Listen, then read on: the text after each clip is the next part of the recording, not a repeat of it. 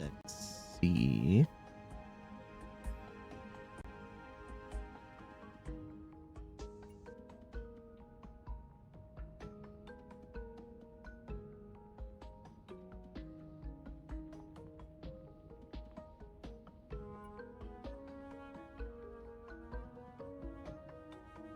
Okay. So, let's have a short overview. So currently that is basically my map. As you see, I didn't dig like every single spot into the map because, yeah, that doesn't make sense. So what I did yesterday is going to the Sunken Sea and I discovered a place. Yeah, where was this place? I make an educated guess and say it's here. And most likely it's there. So I encountered a door, which I was like, okay, I cannot open it. I need an admin access card. And then I discovered, okay, good. I find the components for that in the 3 main dungeons in this Sunken Sea. So I went there, got them. Then I went back here because you need to talk to a merchant. Merchant gives you an item. Item allows you to combine everything to get an admin crystal ID card, and then you can go back there and walk through the wall instead of opening it. And there you get a recipe for a legendary bow. And I'm not entirely sure if the game would spawn the required items after you pick up the recipe or if they are already there, because they are at the same exact places, the 3 places where you picked up the items to make the admin card in chests. So I didn't pay too much attention in the room, so I wasn't sure if the chests were already there or if they spawned afterwards. Regardless, so I went back to all 3 dungeons, picked up the 3 items, went back, and yeah, crafted the legendary bow. Which, don't get me wrong, is a really nice bow, but I'm not gonna go with the bow. But I crafted it anyway. I mean, why not, right? What else? What else did I do? I think I traveled a little bit around here for some items and exploration. I think that is what I mostly did. Also, yeah, I also went back and killed the giant worm here multiple times because I needed this specific gun that this boss drops. So I went back, I also upgraded this to level 17, this will be upgraded even further. It's not the fastest attack speed, yes, but look at the damage. The damage is ridiculous. And, not sure what else I did. But regardless what I did now, while I wasn't streaming, was on one side, I extended the garden a little bit. That was one thing, and the other thing is I literally doubled the field of crystals here because I desperately need many different kind of gems, jewels for upgrading. So I was like, look, not gonna, like, it works on its own mostly, but at the same time I'm like, yeah, it's also going pretty slow. And so I decided that I would extend this field in the biggest hope that I might get more gems, because hunting the gems in the crystal area here, yeah, is also very tedious. So my best hopes is that this extended farming station here hopefully will drop more gems now. That would be nice. Okay. That's mostly what I did. Yeah. Speak of it.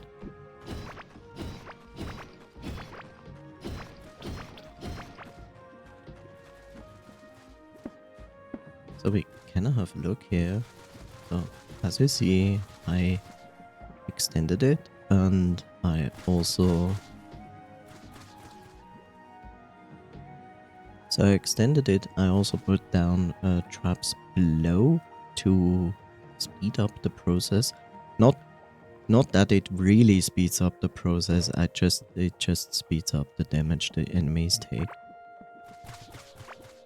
And it's really not expensive to make these floor traps. That on the other hand is not so great.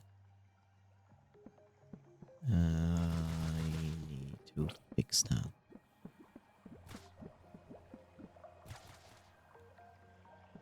So yeah, I really hope this works better now.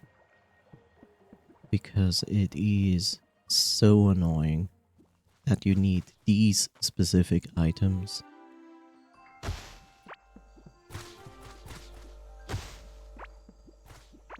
Like, you need these specific items and they are dropping so slowly. It's not even funny. I wish that was more efficient. Oh, I need to get that. I just wish it was more efficient at what it's doing.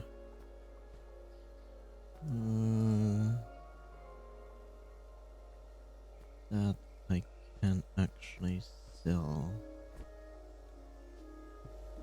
Let's close this, and get that. Yeah, it's wonderful walking over magma, isn't it? Like, yay. There's a way to use these figurines to increase spawn rate.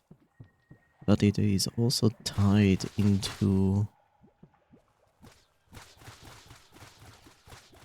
Sadly, it's also tied into, I think, a specific challenge room, which I haven't done yet. I have a guide how to make this work, but it is extremely annoying. Regardless, I have ignored the figurines mostly in the game, but actually the figurines have a function. Not on its own, you need to combine it with other things, and then you can actually enforce spawn rates of enemies. Which is great, but it is also behind the end game stuff, which is a tad annoying. Crunch that. So yeah, I was actually just standing there in the hopes that the stuff would spawn. But I have the feeling that... I have the feeling that the game is based on walking and not being in-game, which is extremely annoying. But I have no proof of that, it just feels like it.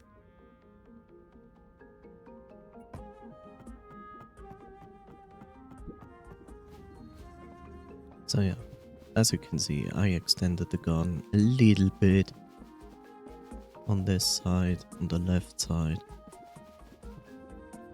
I need to find more of these, like I should try to get as many of these, and I know how, because these have a wonderful good buff for HP regen. So yeah, I should get that as well. I changed a little bit the wood farming here. Yes, I know I could use different drills than those, but I have so many scarlet ores that it doesn't matter.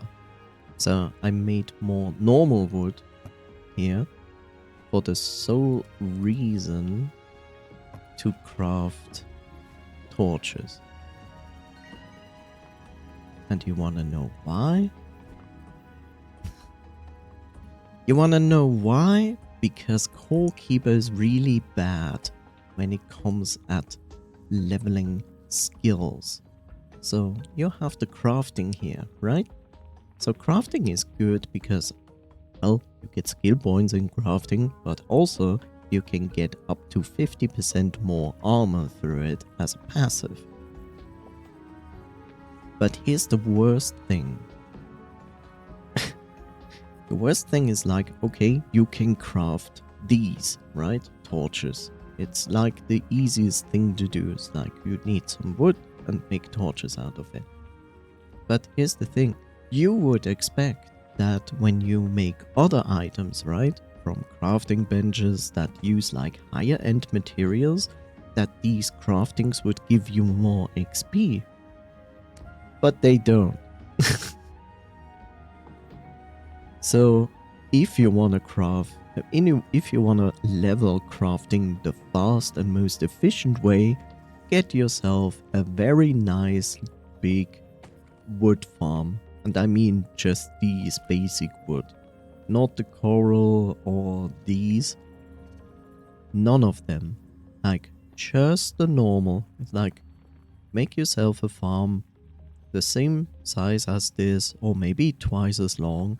And just these, and let this entire system farm for you, because this is the basic normal way of doing it. It's not like the most terrible thing, but the problem is you always have to manually come here and destroy this, right? So tedious regardless. So I still have those because I was like, yeah, why not? It's like, why not? There's no downside to it. But this is more efficient, and I probably should extend this by the same size and just go with these to improve that. I'm not far away from my, as you see, like 4 more points, and then I'm at 100. But if you want to power level or efficiently level this, then yes, get yourself that and just create torches like no tomorrow. Because you need, let's see, on the old system it only worked until there. So you need like 1.4 full stacks of torches. And I say that because now stacks go to 9,999 and not 999 as it was in early access.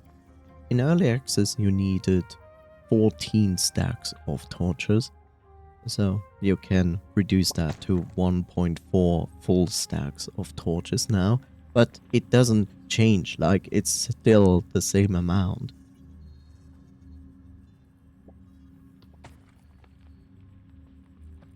And it's really stupid. Like, why would you do that, right? This system should give you more XP for more complicated stuff you're creating.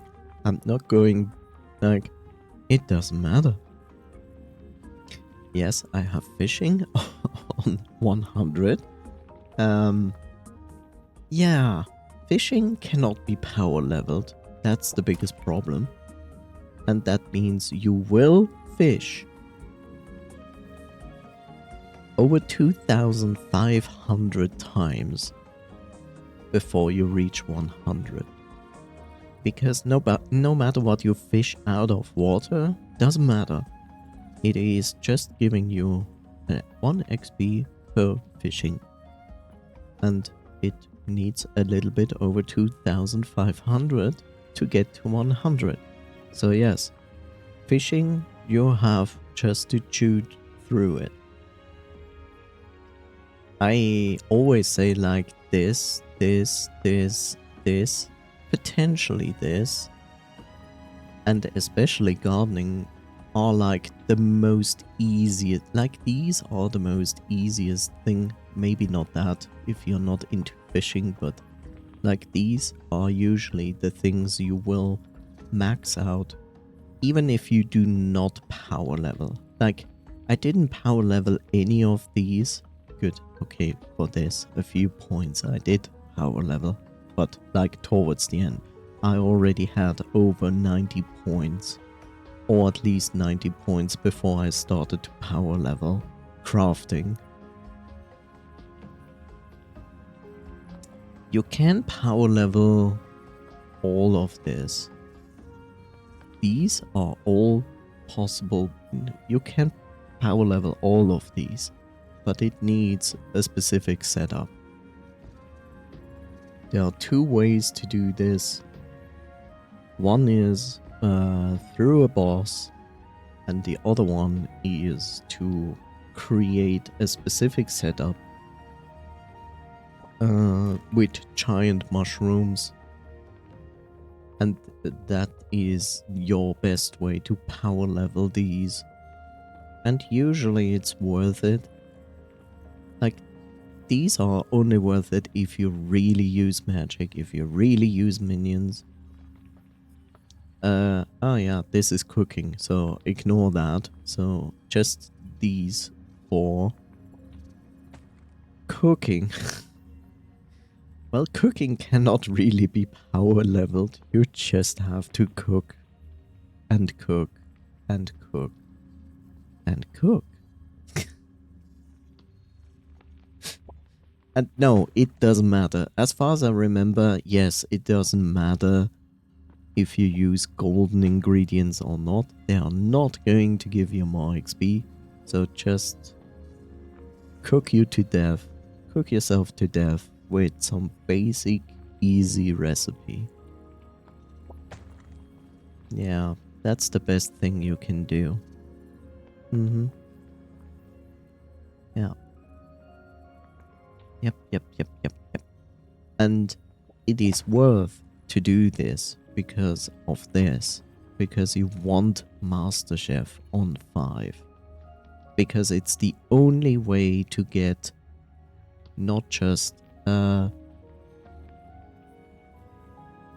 like it gives you either green recipe, which you can get from everything you cook, but when you have like blue and purple items and you combine them with gold, you usually get like a blue food item out of it. But with MasterChef you can actually get purple food, and that is important because that makes a huge difference. Like it really does. Like buff food makes a massive difference between fighting a boss and be like, this takes forever, and hey, I'm actually doing good damage to the boss. So yeah, as you can see, I have defeated 3 of the titans. I have not yet defeated any of the hydras. I have this deactivated because I'm mostly not using melee. Also, this ability destroys things if it is getting used. These, on the other hand, are funny because they make wonderful, huge damage. Especially this. This is just a triangle, very slowly, flying towards the boss or enemy. But it does 1,400 plus damage when it hits. And it's funny because it is a ranged attack, and therefore it can trigger this, which spawns a tornado. So they can, like, literally, like this, can always cause this to trigger, which is fun, I have to say. Really fun. So now I also did this offline. I fought this wonderful insect boss like 4 times. Yeah, 4 times. because I wanted the entire set from this boss, which is nice because it adds the thorns damage to your normal attacks. Yes, that is very useful. And yes, I should upgrade these to at least 18. I have an 18 polished golden spike ring. And yes, I need to upgrade this as well. Ah yes, I also got myself a crystal meteor chunk. Why? Why this and not the blue tome? Well, the blue tome was patched and changed. The blue tome before the patch actually gave you attack speed, which was nice, but now it just gives you magical damage. So they took the attack speed away and replaced it with magic damage, which I have to say, okay, that makes perfect sense. But therefore, if you like literally so if you literally wanted to do a power build, you usually use the blue tome, but now you can't. And the best replacement to this is literally the crystal meteor chunk. So what is the crystal meteor chunk? The crystal meteor chunk is this. So in the desert you will find a circle with crystals, and in the middle is a huge crystal. The huge crystal is basically the meteor. So I found that quite early on when I started playing here in the desert. And the thing is, the big meteor is radiation, has radiation, so therefore you will take damage. Now, the other thing that is also important, there are 8 crystal chunks, so to say, around, or boulders, whatever, that you can actually mine. But the problem is, if you come with a solarite pickaxe, and even the next one after this, you will not have enough mining damage to actually mine them. Why? Because everything you mine has a resistance to damage. So every wall you are basically mining has also a stat of saying I reduce my mining damage by this much. And that's the reason why you cannot mine through certain walls, because you literally do not have enough mining damage to take it down. And that's also the reason why mining higher end walls slows down. Like when you do like walls on lower tier and you have enough mining damage, you do like ba ba ba ba, you like tear it down with one hit, and then you come into a new biome and you hit it and you take like 3 hits to actually mine one wall. That's why. So these crystal chunks, and you cannot know that unless you would like literally try out until you would notice. But at this point I say like go to the wiki really, and I can tell you right away, these crystal chunks have a mining damage reduction of 1000. In other words, you need more than 1000 mining damage to start actually break them down, because they also have an HP bar that you need to reach before they break down. So they have a defense and they have HP for mining damage. So yes, you could try to reach 1000 and a little bit over, but then keep in mind the actual damage you're doing also needs to do like around 500 damage before they break down. Keep this in mind because some of the specific crystals around the meteor are in range of the radiation, so you have to endure the damage. So it's a good idea to get around 100, like get 1100 mining damage, at least. And you can do that. Like, it's not useful to upgrade this to level 18 or something. It will not reach 1,000. Maybe on the max level it's like 1,008? Maybe. But it's easier just to add like other equipment that gives you mining. And there's a very fun fact. You don't need high-end gear for this, and I can show you. All you need is a ring of stone, which is like a level 3 or 5 item. You will find this in closed chests from the starting biome in the middle where you start. So just dig around until you find these chests, and sometimes they are in there. Sometimes they even drop just simply out of those dirt walls. And then upgrade it. As you can see, I upgraded it to level 15, which makes a huge difference. In other words, this made it almost 900 mining damage. But there's also a set bonus with the Ring of Stone, but you do not need that. What you can get is a Topaz Ring, which I don't remember where you will get that. But look at this, it increases the mining damage by 31%. And let's say we have already 900, right?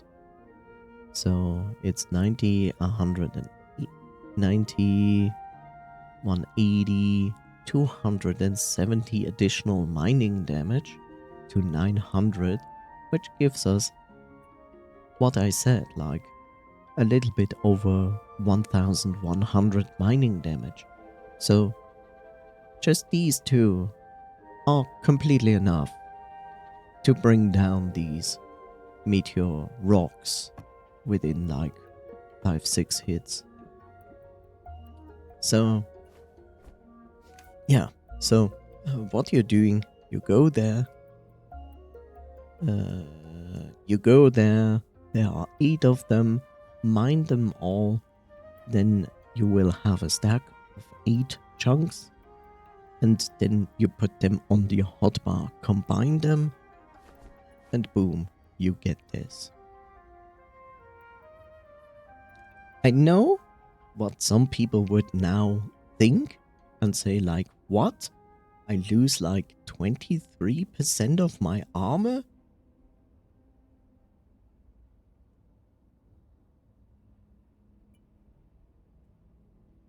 I'm like, look, this was... Look at this. This is 115 armor. If I put it in, it's a 98. So I lose 17 armor. 17 armor for 23% more damage? And all nearby allies, which includes your pet, by the way. So that is an easy price to pay. Let's face it, that is an easy price to pay. That is nothing. Easy. Nothing terrible at all. So what I'm going to do now is killing Azios again, because Azios dropped, when I defeated Azios, he dropped something that I sold because I was like, I don't need this. And I get it. It's like, when you look at it, it's a mining pick, by the way. You get a mining pick and you go like, why would I use this? Like, I have a far better mining pick at this moment. And yes, makes sense. But you need this specific mining pick because you can upgrade this mining pick into a legendary mining pick. But it also needs the other mining pick, which drops from Azios. In other words, yes, I need to defeat the bird again. And I can throw out some of these because I don't need that. I will need the pickaxe. I won't need this because I'm not going to melee Azios at all. Like, nope. Nope. But since I'm doing this, I can also throw out this and get coffee back in, while it probably would do good the other thing, but I want the additional damage. So, I also take these with me. Reduce damage, but this increases.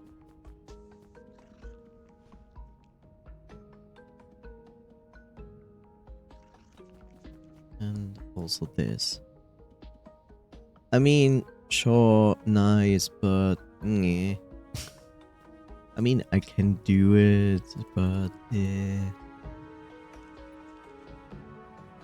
Like, Now, what is useful is making specific specific buff food.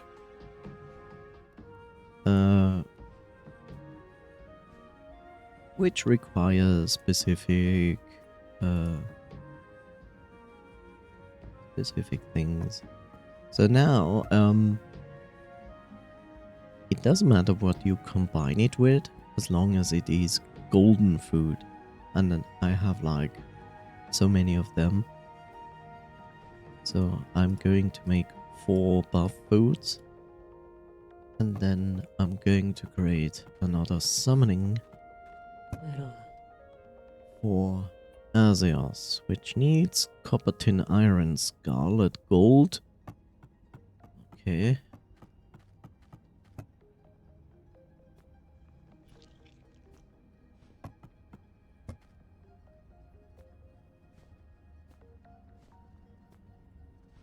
Ancient gemstones. Which is not in there. Also gonna take this with me because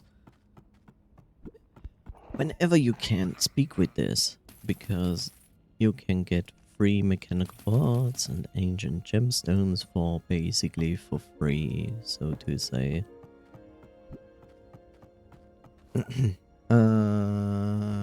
Right. And I don't know if he drops it the first time. I just make 3 of them.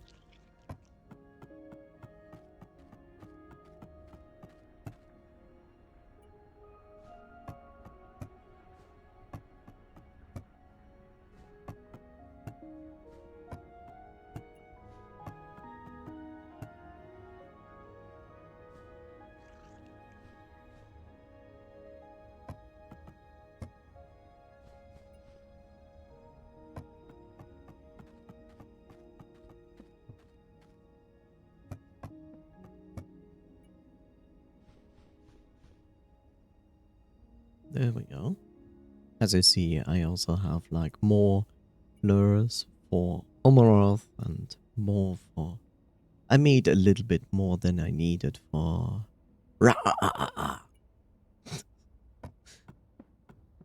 But I don't think I need to defeat anymore.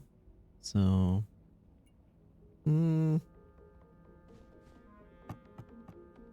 let's make some buff food. Which brings me to the point that I might need 4 cooking pots in the near future because, yeah, it's taking so long.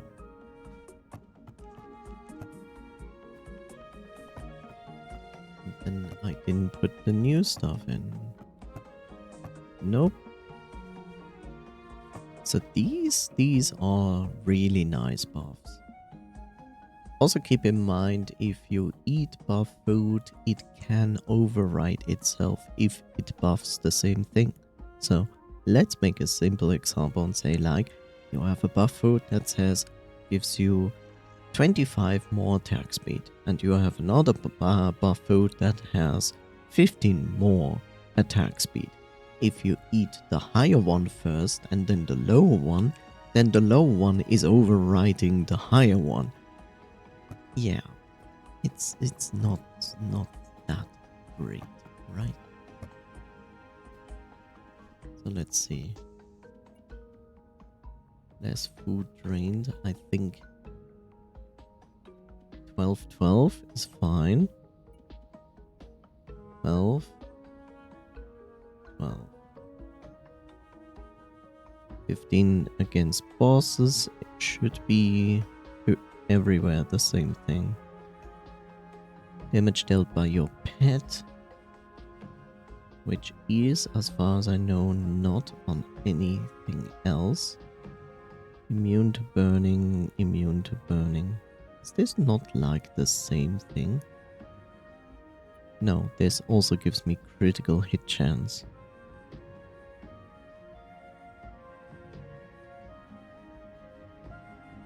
This is hit chance and this is hit damage, which is two different things.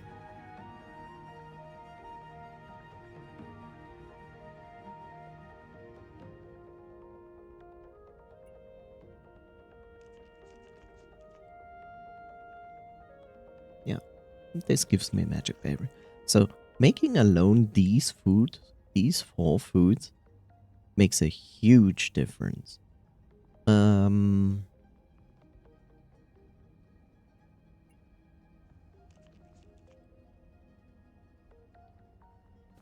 think I'm gonna leave this here. Yep. I'm gonna leave that there so I can use that for this.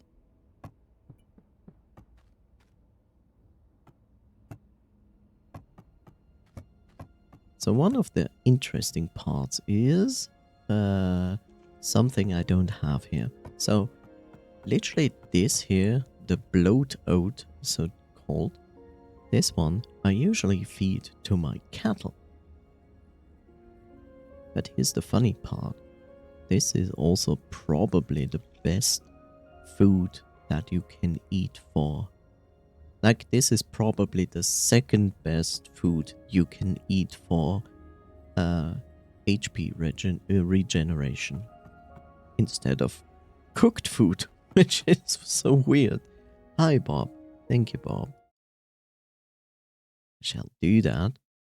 Cheers to you, Bob.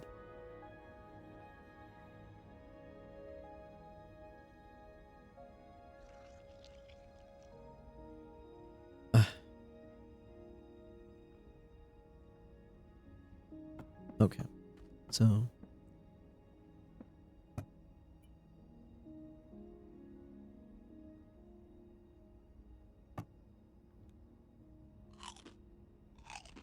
I'm going to eat. Not that I ate for the food, but I ate for refilling my life, which is also actually quite dumb, because literally, I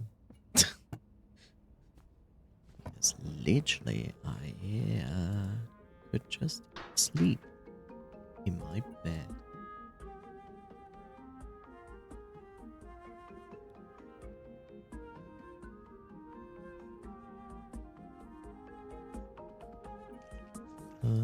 Yeah.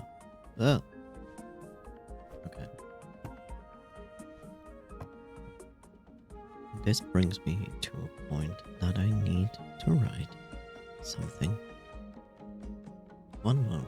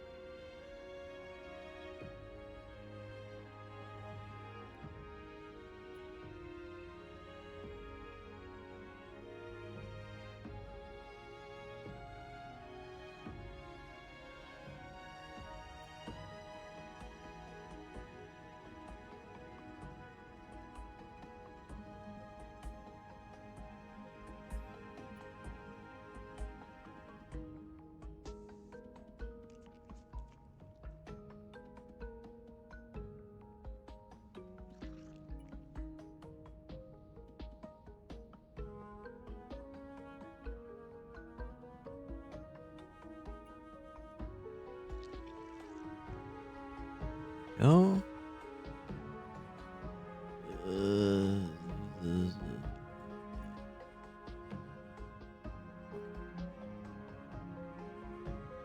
So that's done. There we go. Okay. So we have that, we have the summoning, blah, we have the buff food, everything we need. So we can teleport to Azios pretty easily. So we have a teleportation point here. Psst. There we go. It's interesting, since I started Core Keeper, I have far less people here.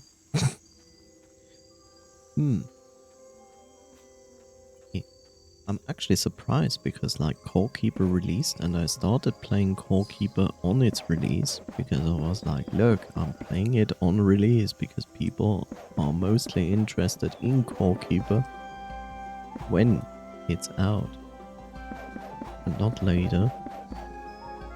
But now I feel like I have far less interest in my streams than ever before, which is kind of weird. What's going on here? That's weird.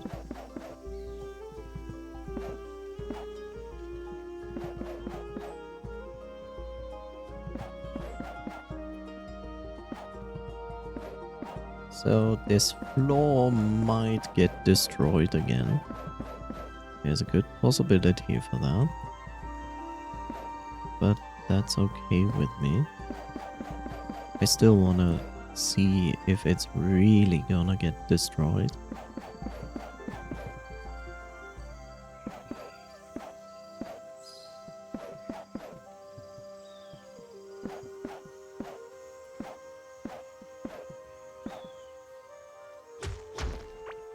There we go. Also, I'm most likely going to use this arena anyway for the upcoming Dreedra, whatever their name is, fight.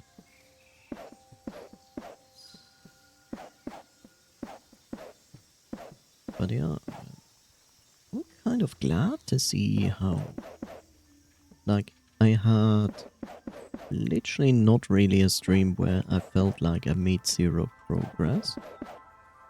But it's interesting how long in the end Core Keeper is.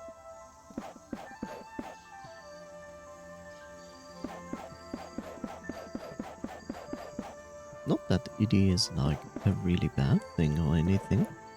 Not at all. It's just interesting how the flow of the game is far better in the beginning. Like, you know, it feels like in the beginning like you're constantly making like good progress. You find items, you fight bosses. And then towards the end game, it feels like it slows down. And I mean, like, quite a lot.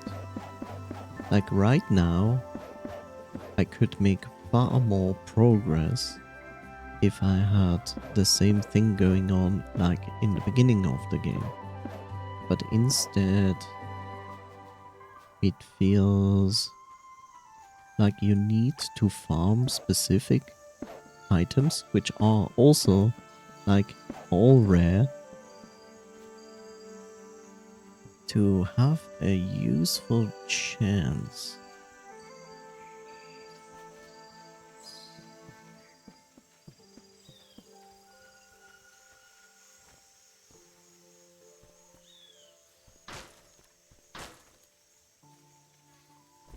You know, like, now you feel like, okay, you have a map, right? You have a map, you have like here, like a blob, there a worm, there a boss.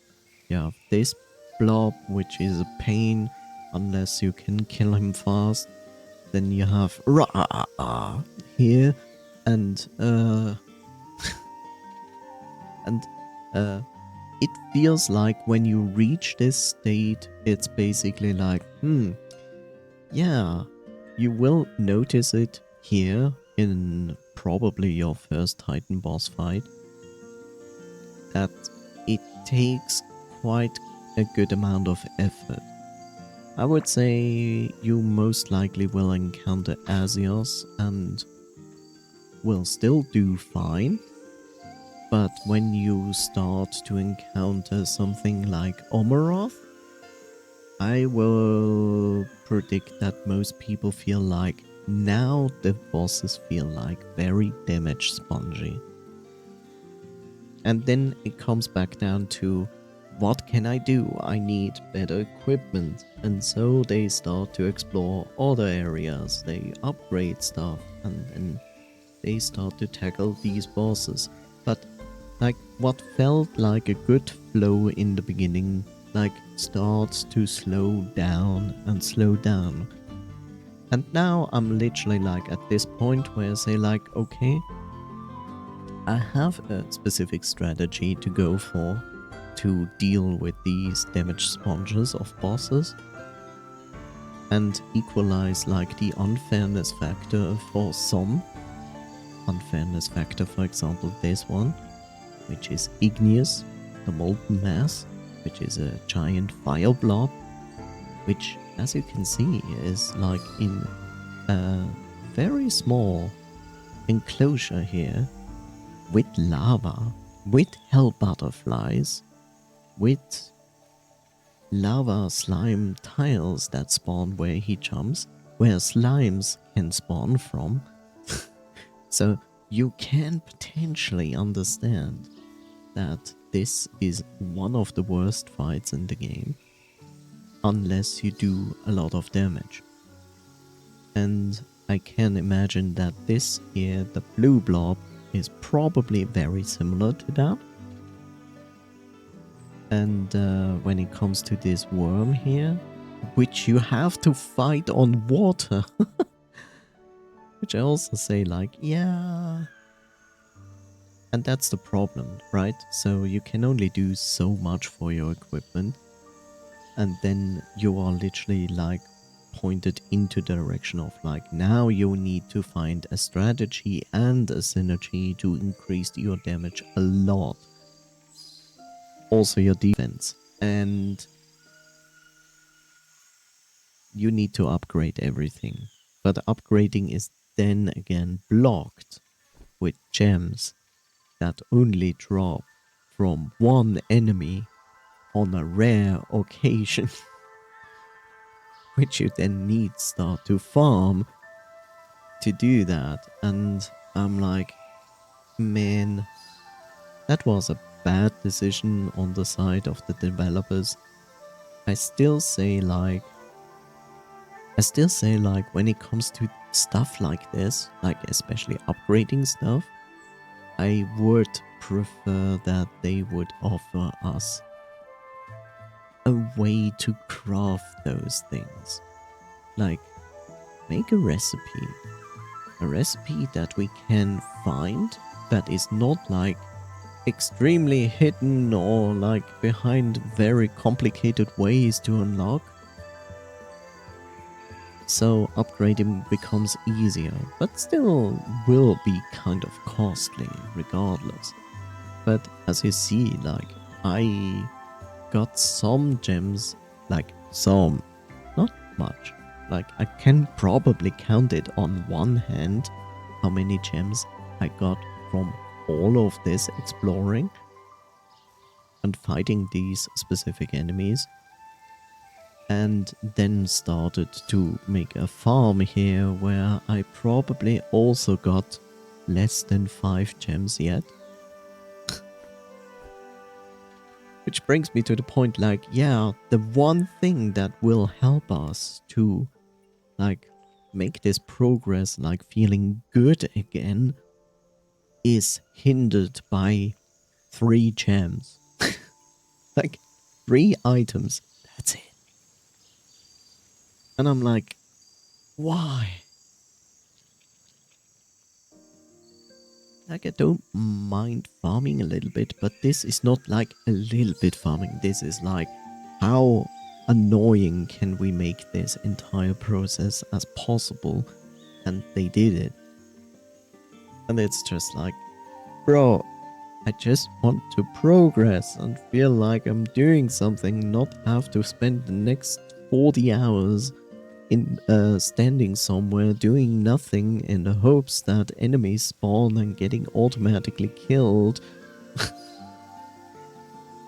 In the hopes they drop an item out of 3 which have a drop rate of around 1% or less, is like, it's not fun. Like, it's just not fun. Like, it feels like it was a good flow. A little bit of a slowdown to the flow is okay, but it's not. It feels like slow down, full stop, slow, slow, slow, slow, slow, slow, slow, little bit faster, but not yet really normal speed. So yeah, I feel like the progress in this entire thing is not well done. It's not a catastrophe, but it's not well done either. Let's fight Asias again.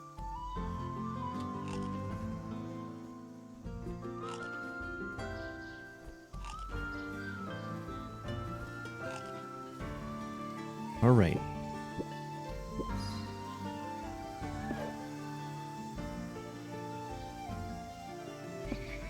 There we go. I was like, what is going on?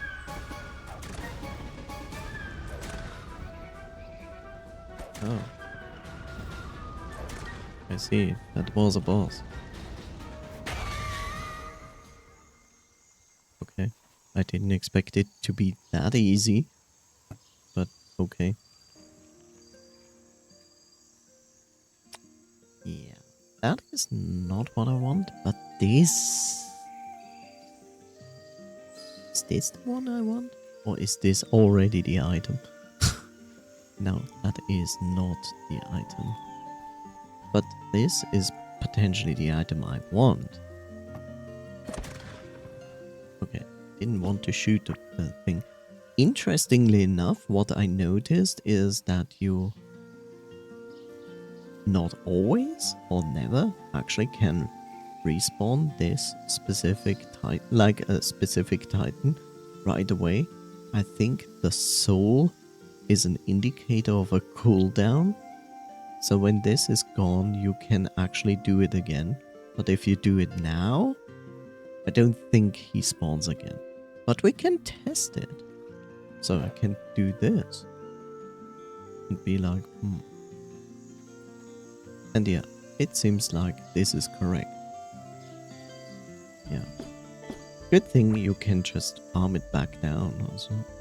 But yeah, I think this is a cooldown indicator. I don't think it is a cooldown indicator. It is a cooldown indicator. So you have to wait for this to disappear. When this is gone, you can re-summon the boss. How long? I don't know. I didn't stay and counted the time. Like, nope.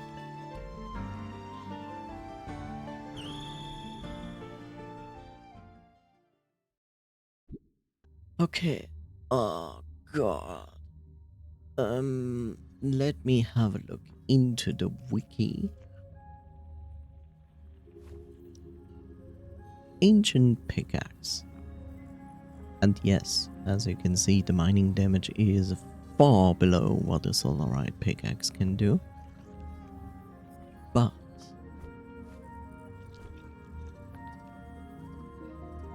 it can be combined into a legendary pickaxe. Ancient pickaxe. So the ancient pickaxe can drop. But you need an ancient pickaxe, gold bar, scarlet, octise, galaxite and ancient gemstones to make a soul seeker.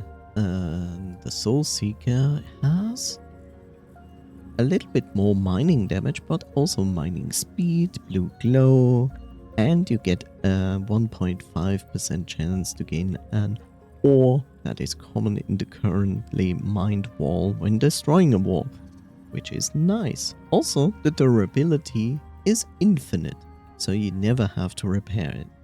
So yes, that is the goal. Problem, you need a recipe for that.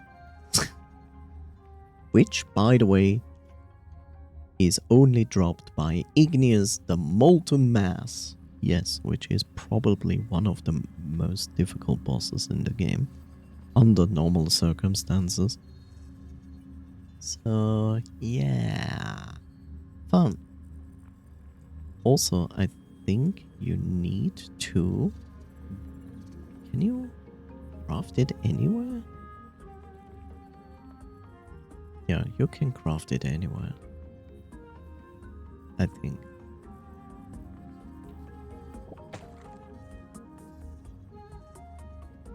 Yeah. Okay. So good. I'm very glad that Asios decided to drop this item right away. It is very nice of him. Shall put it there. This one I can sell because this is just summoning this merchant over there. So we don't care about that. But I see that you have mechanical parts again. And I want them. Constantly buy every time these things here from him. Always. You might not really run out of ancient gemstones easily, which I completely understand. But yeah, always, always, always buy these because you will need them.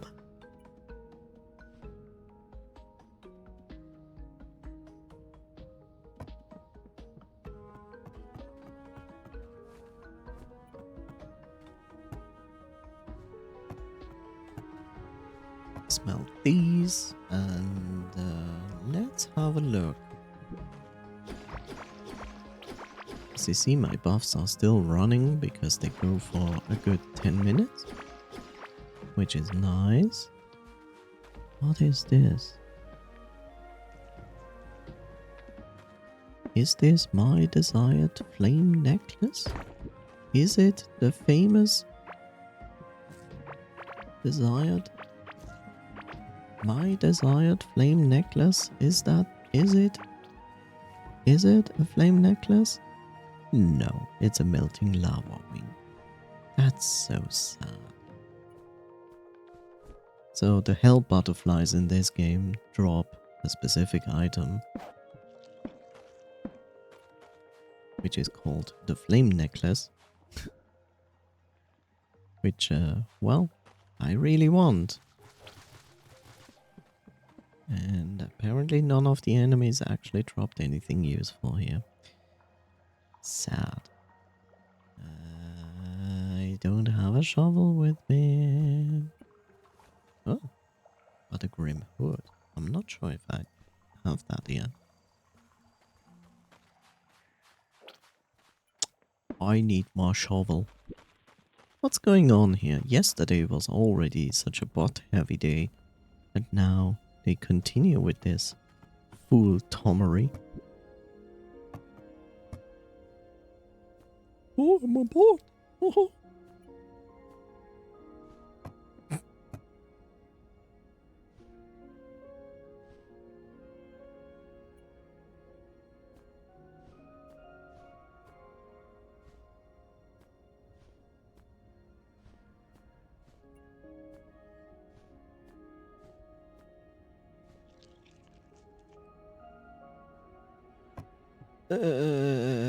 Shovel acquired, good. There. My, let's see. Do I already have that?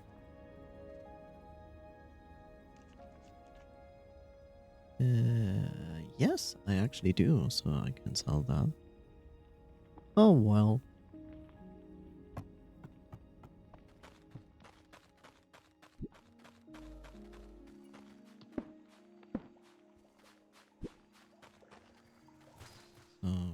build down way over here. It dropped some pans. Mechanical parts are always welcome, of course, but yeah, I need the freaking gems like the jungle emerald, the ocean sapphire, and the desert ruby. I'm not entirely sure if it's called desert ruby, but yeah. Right, because of my buff, I have immunity for burning. I forgot. I was really irritated that I didn't get any damage. I was like, what's going on? What is going on? I don't understand. My bad. Let's... Can they stop doing that? Like, they constantly do this. Like, oh, let's destroy the environment. Like, no. Don't destroy the environment. Stop doing that.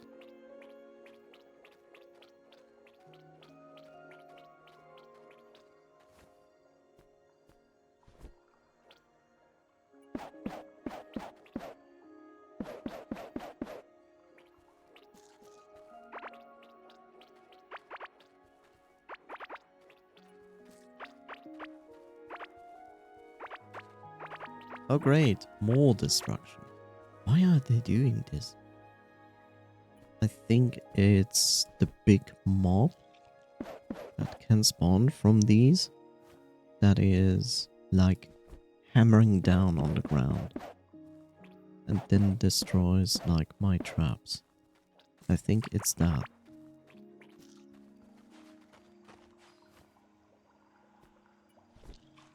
I think that's the problem. Anyway. Like, these two work now quite well. But the crystal environment is still like, doing its shit. I can sell all of those. I can eat one of the breads, the rest I can sell. What is this? A mechanical arm, okay. Anything else I need to sell? No. Yes, eat the bread.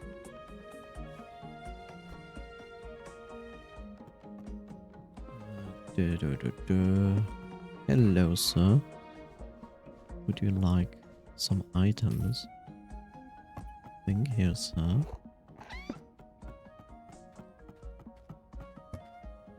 It's another birthday, it's another birthday, hurrah.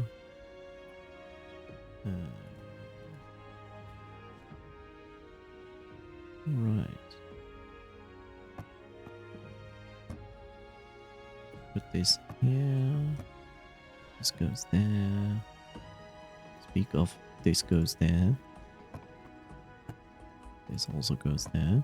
Let's repair. Took 0 damage against that boss. Good. Wow.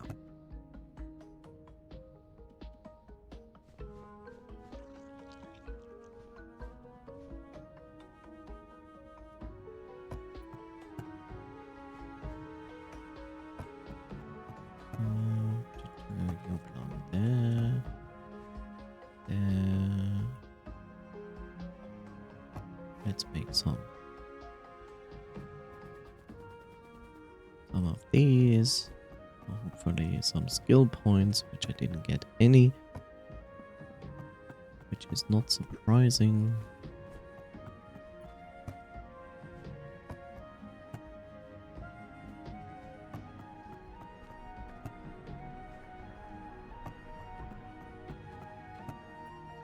Is there...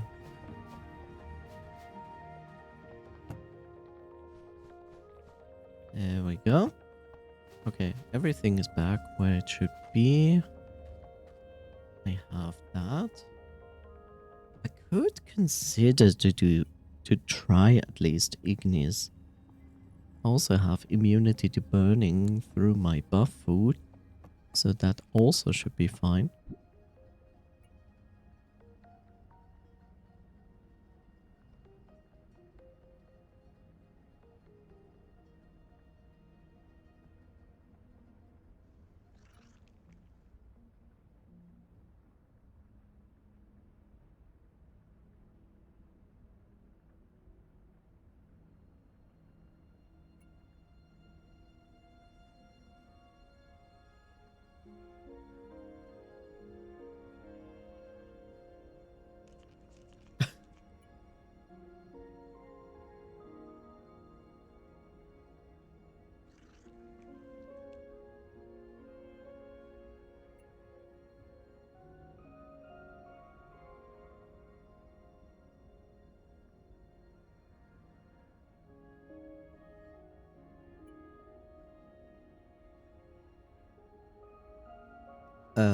Yeah. Hi. Was distracted for a second. Yeah, we can try igneous. Like, but before we try to tackle igneous, I would say we make a portal, because question is, where is the portal? Which crafting bench has the portal?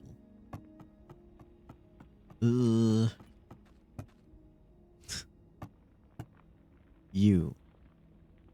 Copper, iron, octi, coral. Okay.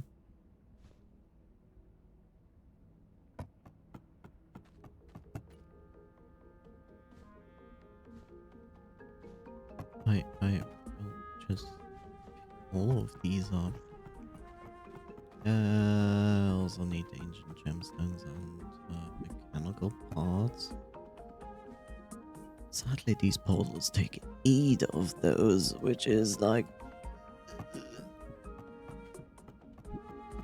so many.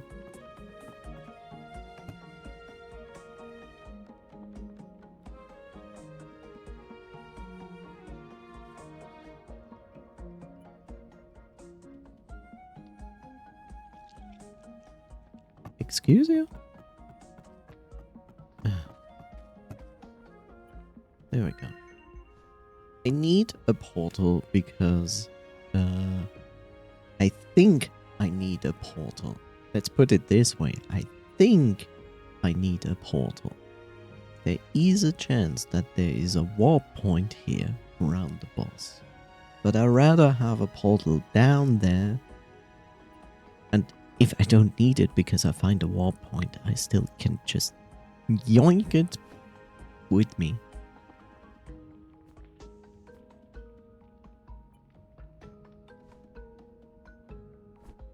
So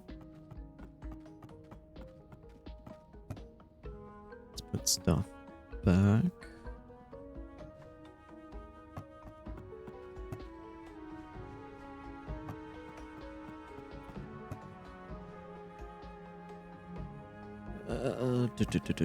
You're right, and then this needs to go back.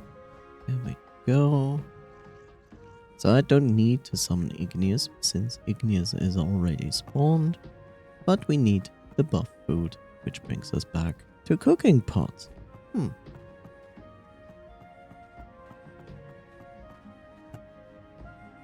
Which need wood and copper bar. Now that's gonna be a problem. For the first time ever. It's like, oh, it needs wood. The one resource I never had a problem with until I decided to power level crafting. Yeah.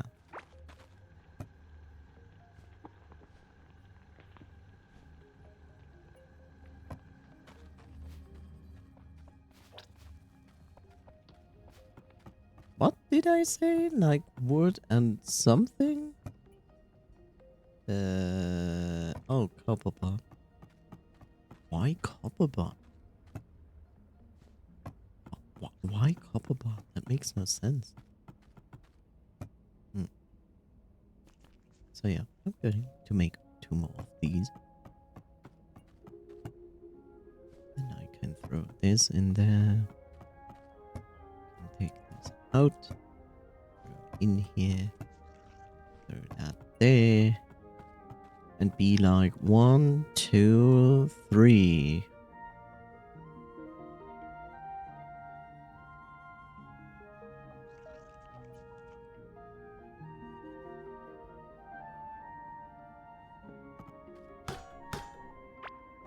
Yes. It is decided that this becomes a cooking station point here. And we're gonna move the vending machine 1 place further, I guess. So, there we go. Boom.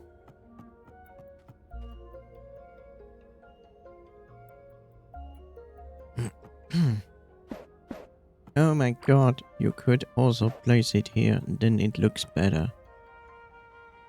Then you could be like, and I'm making torches. Yeah, yeah.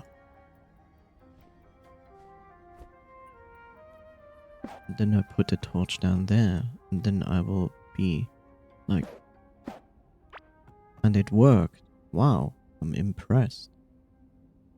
I'm actually impressed. Anyway. This, and this. And actually, I only want 1 of those.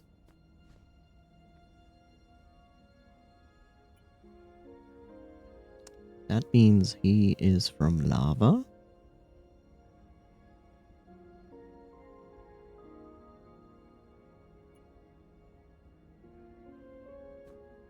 I need 1 of them. I need 1 of them. I need more of these. So I think I need to fish more in lava again. Probably.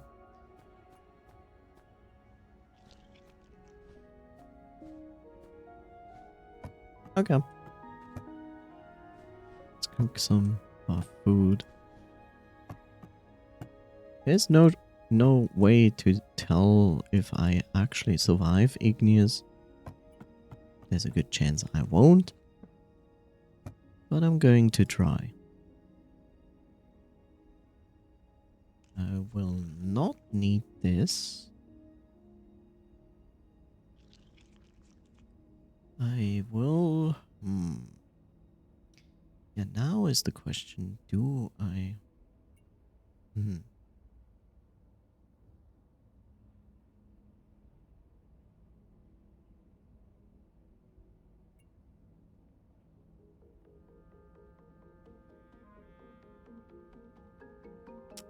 You know what? I will leave the shovel here, but get the hoe instead.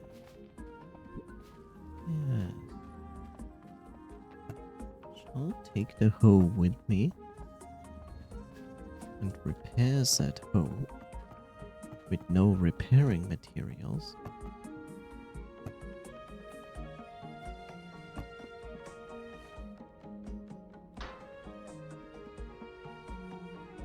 Yeah. Now I have all I need. Not yet. I also need my buffs. And I got a double buff here, which is nice. Could put it back in. Ah! Whoa. I dropped it. Whoops. Okay. How about a new chest? Probably a good idea.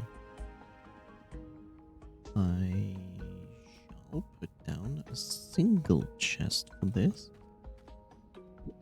You know what? That is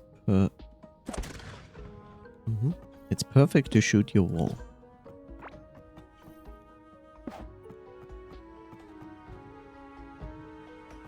just put this here and then put this there and go like neat.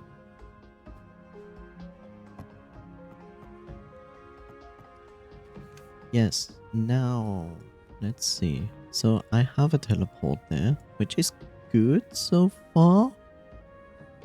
I would say I go south from the waypoint in here, go through all of this, put a portal down there for now, and then try to see if I can find a roundabout or something like that around the boss room to see if there's a warp point nearby, which I would assume there is. But yeah. And before I do that, I will be right back for about 2 minutes. So see you in 2 minutes.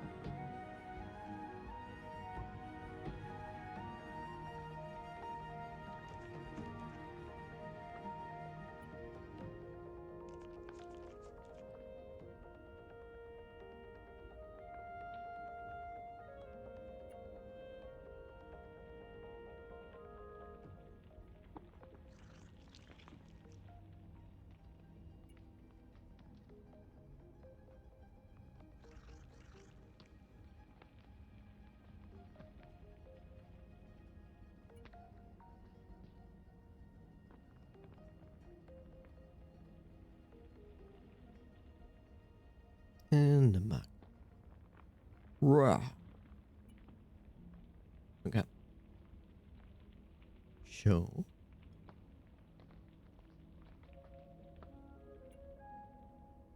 Now the best case scenario would be A. We find a waypoint nearby Igneous. 2. We defeat Igneous. 3. Igneous is nice enough to drop the parchment I need from him in the first box.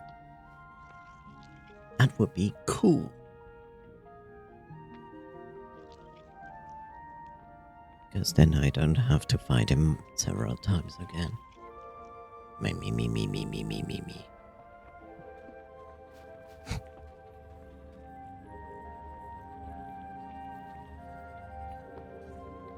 Okay.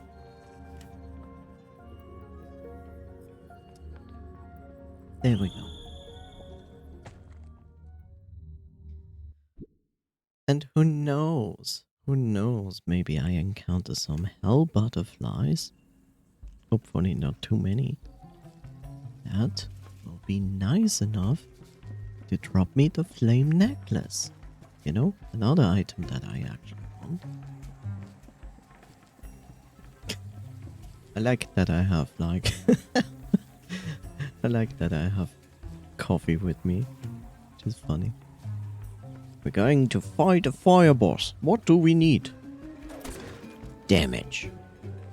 But not just any damage. We need burn damage. Burn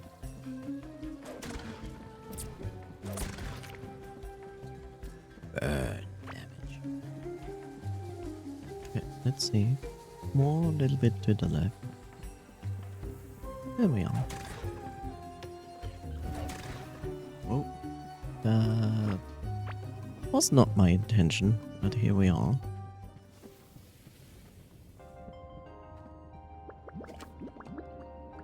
To my right. That. But now we go down and then left down. There's a butterfly. Luckily I killed those bastards now with one shot. Good. Nobody wants hell butterflies in their homes.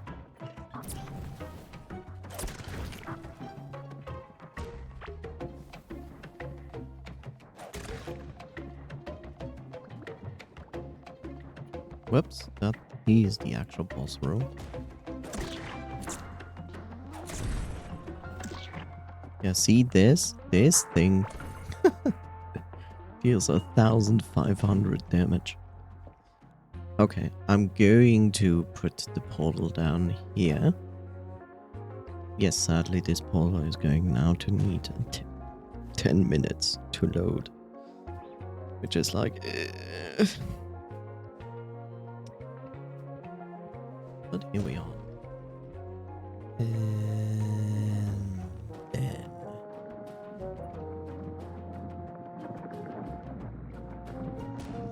Okay.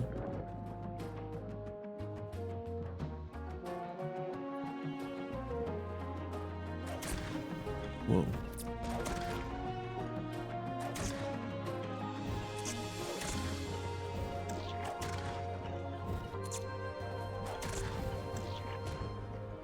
Okay, I'm trying to look around to see if I can find any actual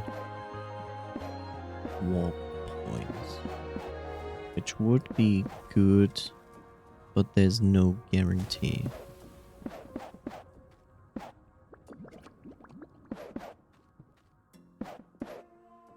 All that.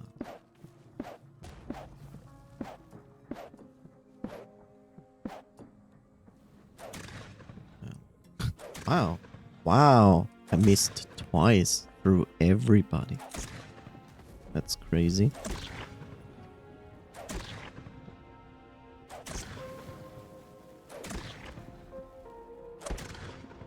Okay, cool.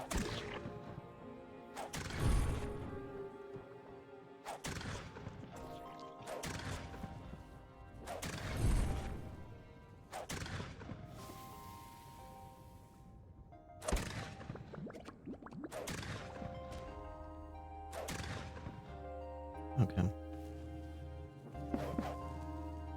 Oh god.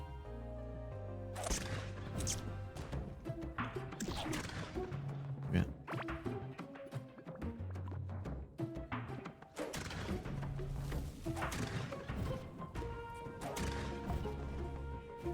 I'm still afraid of these hell butterflies.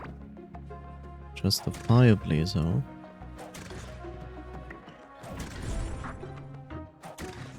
Wanna know something else? Which I just remembered. So, the game also has XP for you, right? Like combat XP. But it is not as you might think. Oh. So, you would probably think you get more XP for higher end mobs. But no. You get... No, it's not entirely correct. Point 1. Yes, you get more XP for higher end mobs. But it is capped by HP. Yes, HP. So, if a mob has more than 1000 HP, it cannot give you more XP than one that has 1000 HP.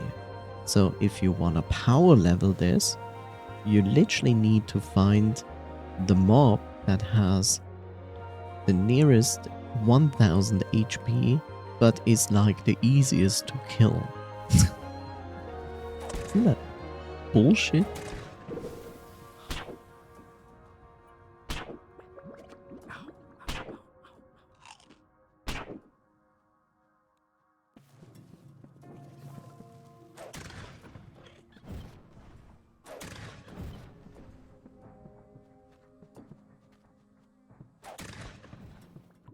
No.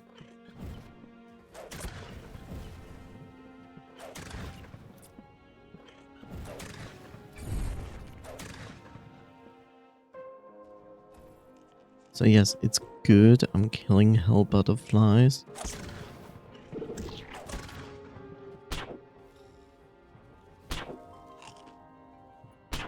Because I still hope they drop something useful.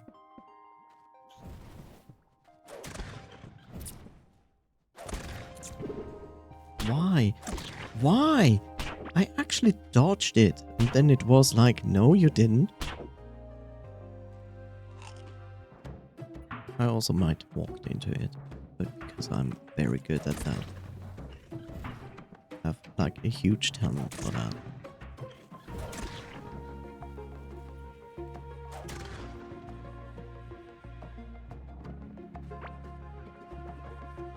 Okay, so far.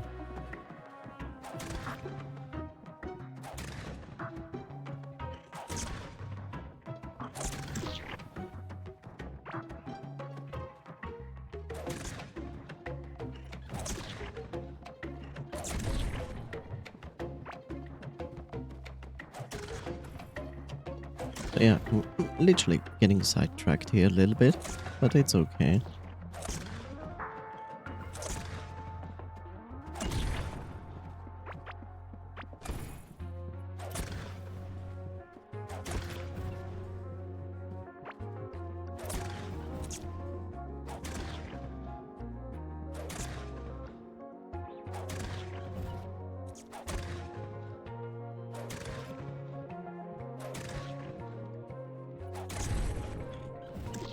Oh, butterflies.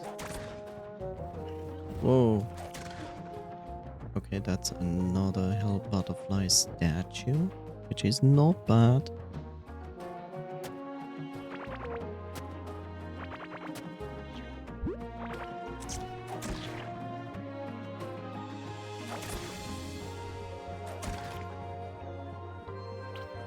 I'll take that.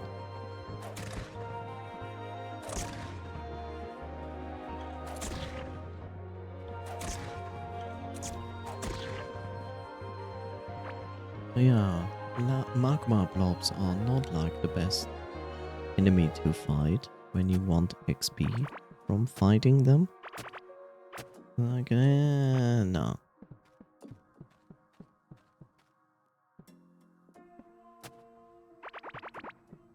Okay, where am I? Okay, I'm very sidetracked, which is not the best. And I also noticed something, which is also not good. I need to repair this. And I have not a repair bench with me.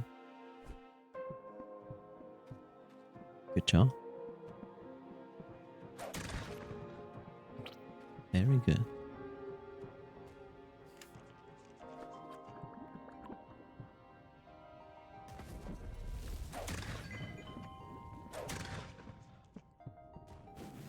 Okay.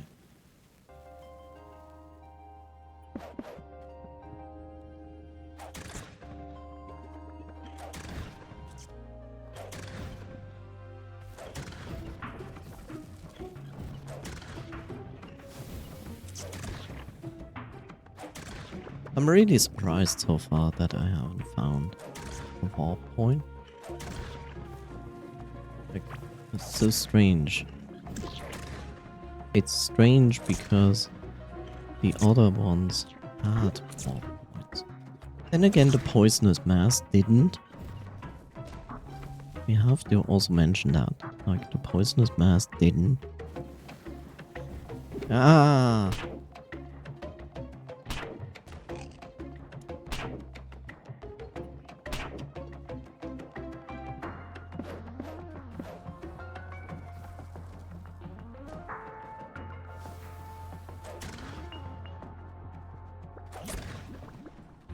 Holy moly.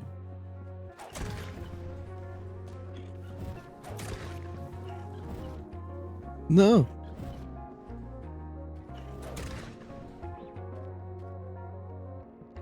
What? I saw it and I couldn't dodge it. Are you kidding me? Stop! This is one of the things I really dislike. Like, this is my field of view, right? But like, outside here, off the screen, like, probably 20% more screen space. Like, these can, like, still fire at me, and I didn't even know they were there. Which is a very unfair advantage.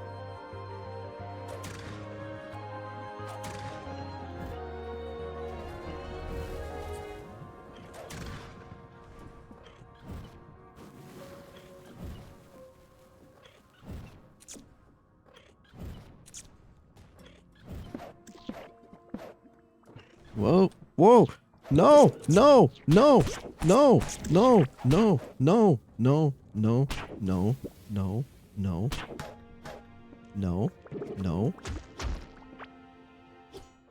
I am stuck. Huh? Oh, I pressed the wrong key, that's why. Okay, okay. I moved my hand. And that's why I walked into the wrong direction, but I could have moved away. That was the problem.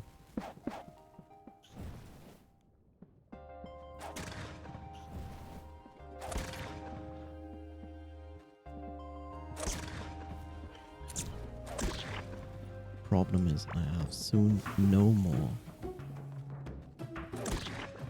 something to attack. Yep. It seems there's no warp point, so it was definitely a good decision to put down the portal. Okay, where did I even come from? From here. And then I came from there.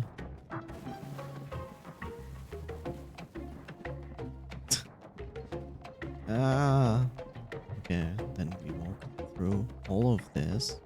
We're gonna remove that because we don't need additional enemies here, as we already do anyway. And yes, I see this hell butterfly.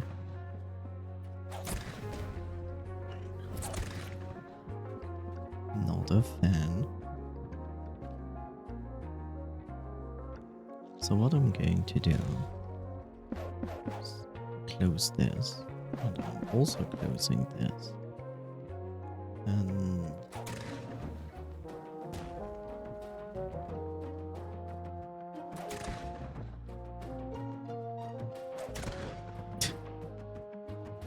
right.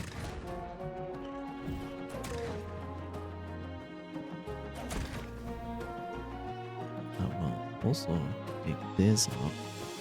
Nope. Don't need spawn points here. Do not need spawn points there.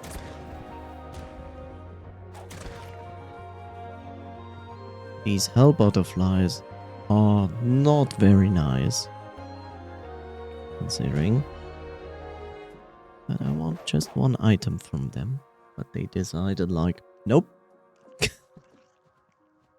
This is irritating. Anyway, I got another flame ring, so that's nice, but that's not what I want. I want the flame necklace, not the ring. Okay, regardless, I need to go back because I miscalculated.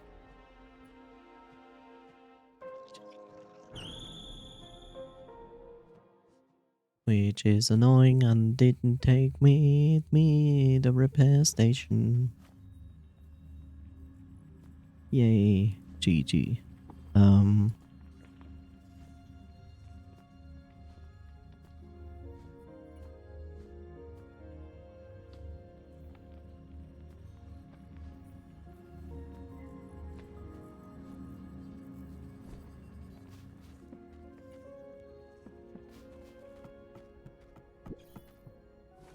Not even sure, can I? Yeah, takes 5 scrap parts. Not surprised.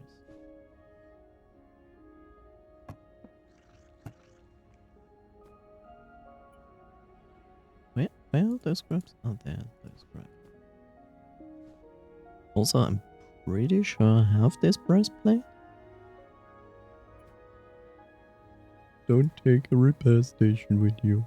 Very good idea. Hello!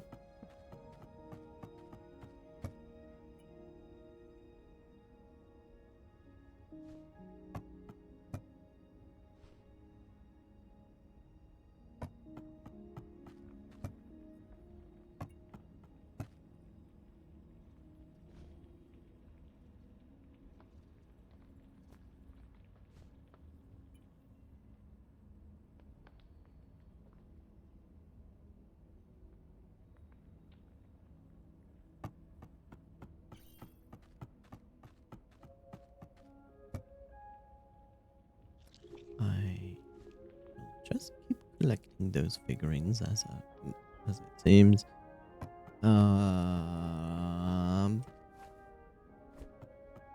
Right.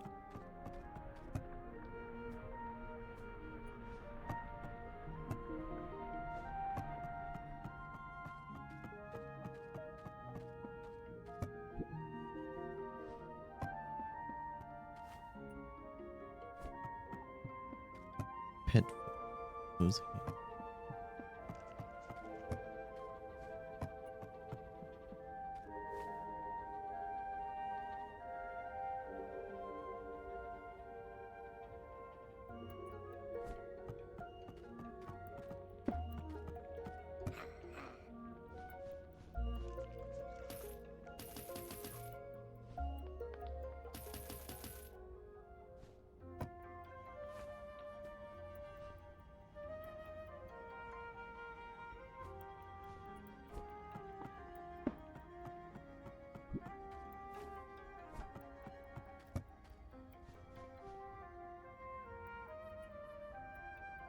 Okay.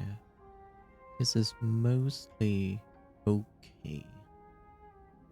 This is mostly okay.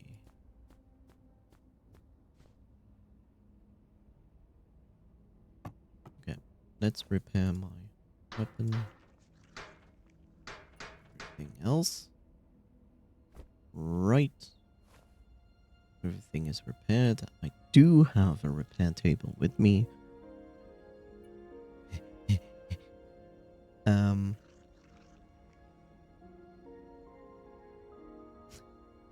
I need one more space. I need one more space. And I think I will just skip this. You belong here. Congratulations. Why are there 324 meadow milks in here? I don't even know. Do I have a percentage armor buff?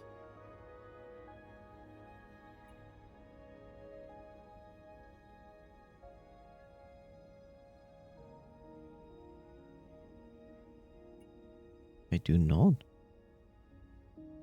Now then, I shall take some milk with me.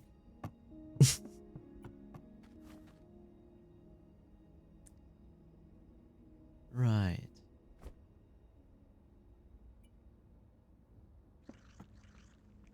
Okay, since I have that, I might consider doors.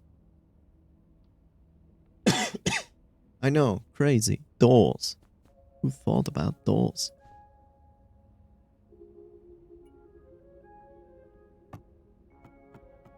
Doors, man. Doors.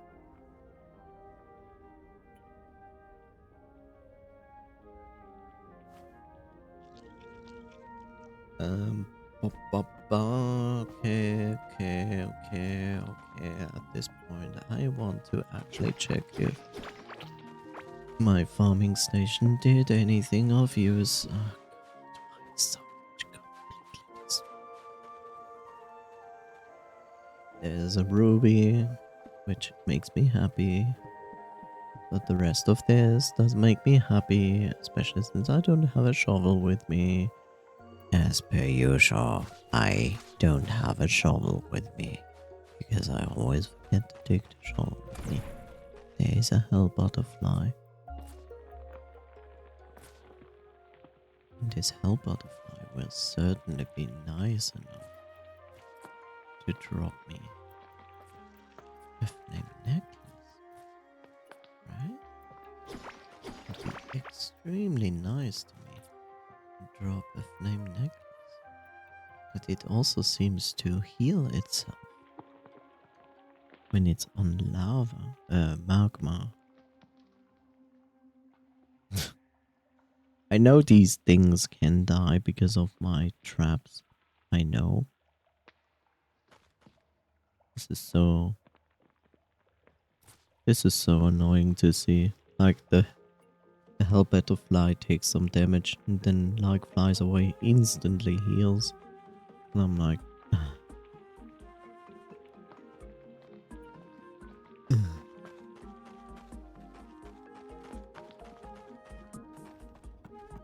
I need a shovel.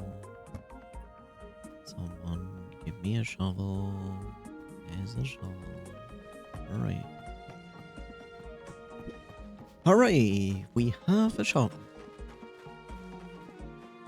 And now I can use a fire-resistant butterfly net. I will use a high-pressure water cleaner on them. That sounds better. How are you doing, Abitsu?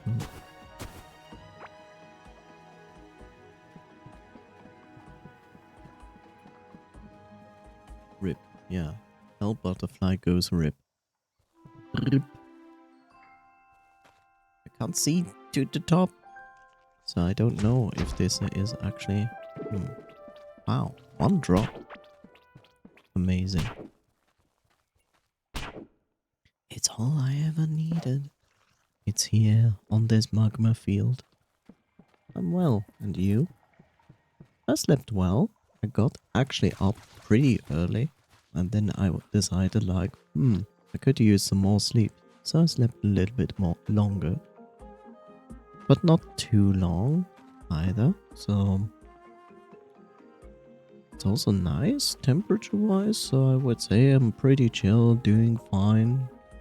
I got lost a little bit doing stuff in Core Keeper before the stream, so that's why I started the stream a little bit later. So yeah. But in general, I'm doing fine as well. Thank you for asking. The door I will need. Desert Ruby is good.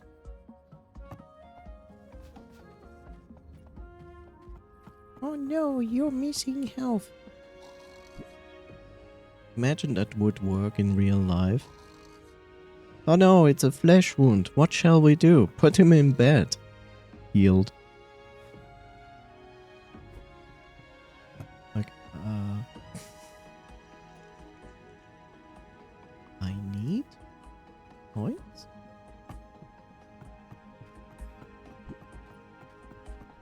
I also need these.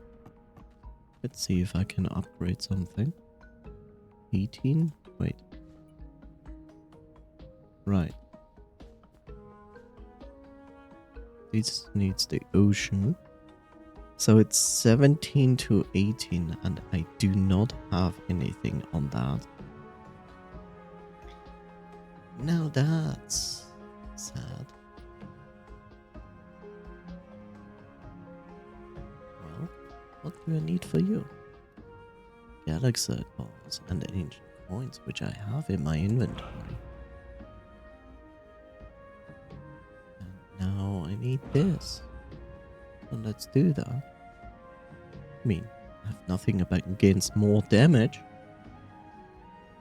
More damage, more dodge chance, more armor. I'll take it.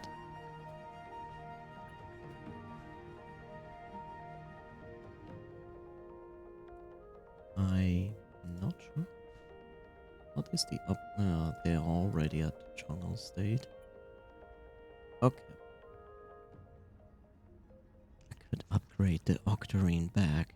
Like, wow.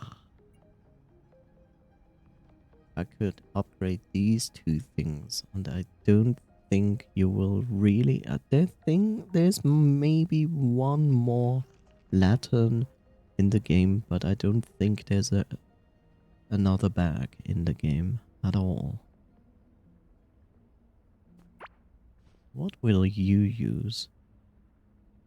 Huh? You go right away with Galaxy Pod. Sure, sure, sure. I'll take that.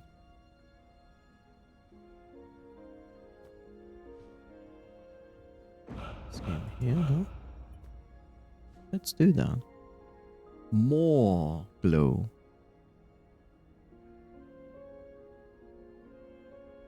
More glow.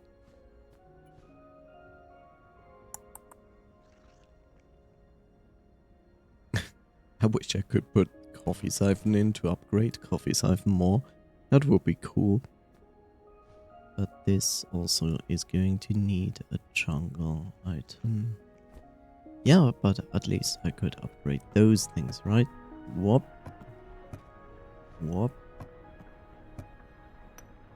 Wow. First bar.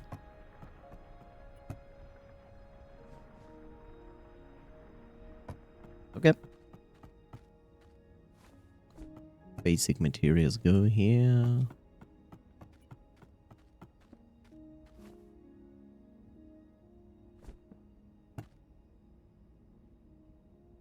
You said like there will be more Team Fortress 2 matches. Have you decided if you will participate?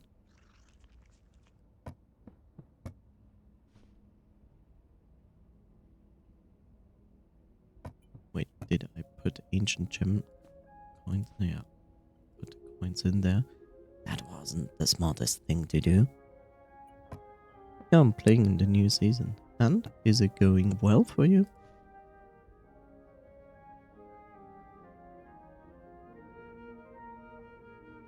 Okay, now I don't need the shovel anymore. So I can put the shovel there. The doors are for the portal. And these are my buff boots. I have everything there. I will be immune to burning, so that's not gonna be a problem.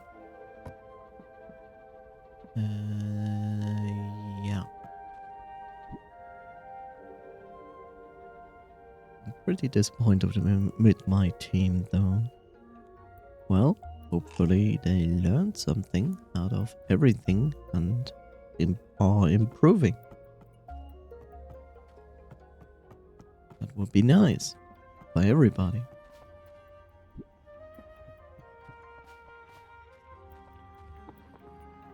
Okay. Let's see if I can already teleport there. I can.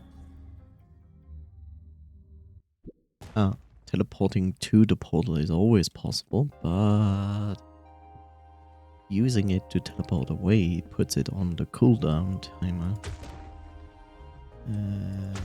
Actually, I want the door here.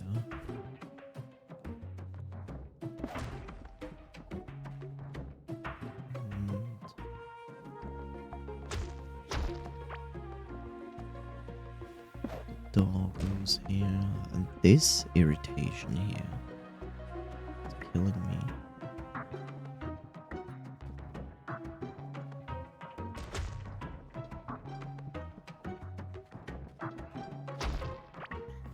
Yeah. Hey, yeah. Would you please not kill my portal? Thank you. Okay.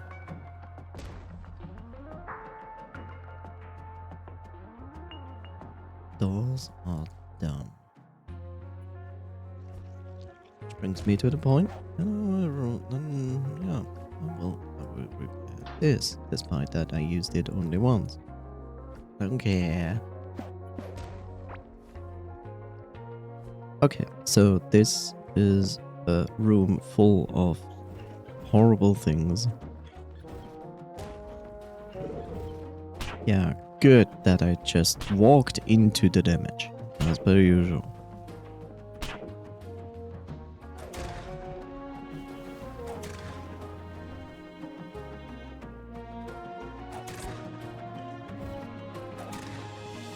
So I try not to trigger the boss, but get rid of all butterflies if possible.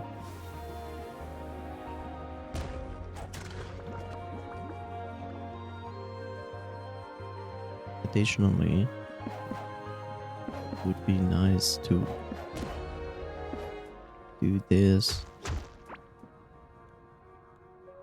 Give myself some room to move. There's a hell butterfly there. Seen the butterfly. There's the big boy.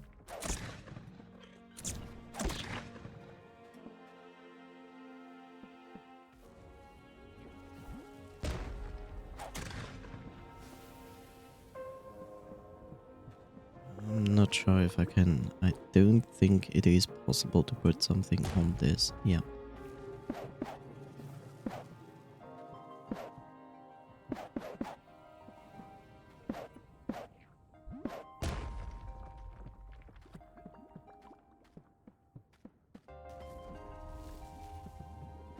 There's a butterfly down there.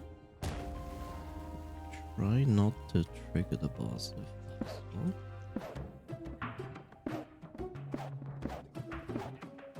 There's the butterfly. But there's a wall between us. Which is good to some degree.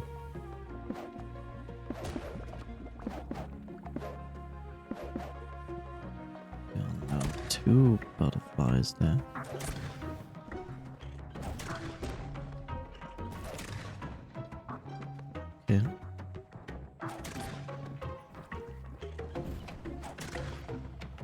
Okay. Okay, so far the boss wasn't triggered. It's good.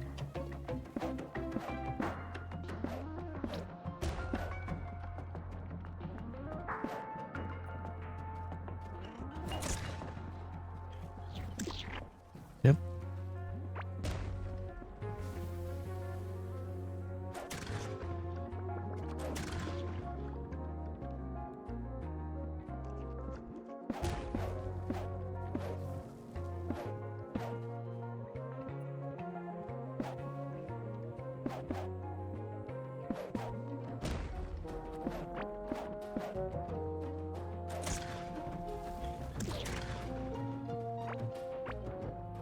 Okay.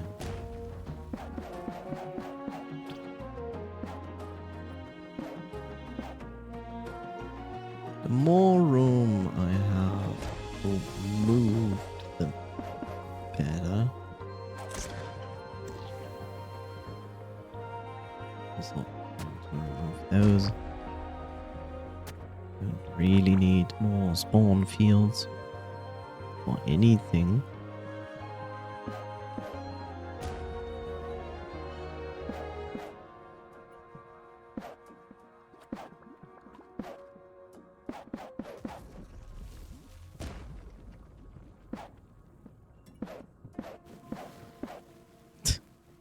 And yes, building walls in front of my face is also very useful. That is a wall that I cannot take down. Okay.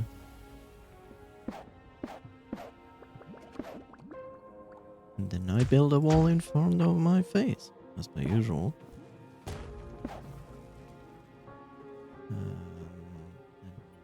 Take care of these.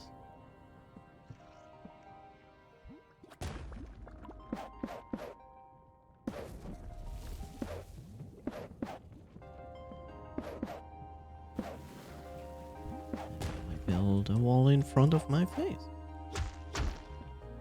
Haven't done that yet.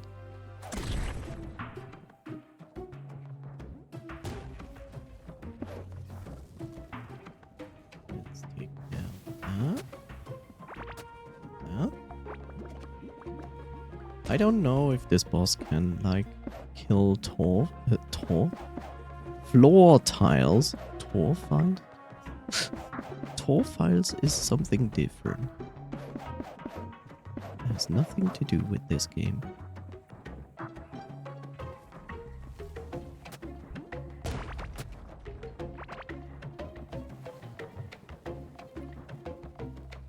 Yeah, I will assume that the boss triggers when you go in the middle. That would make perfect sense. Okay, I think this is more or less the best thing I can do. I don't really think I can get too much closer. I will try my best to still remove some of these. Reduce the spawning rate of additional enemies.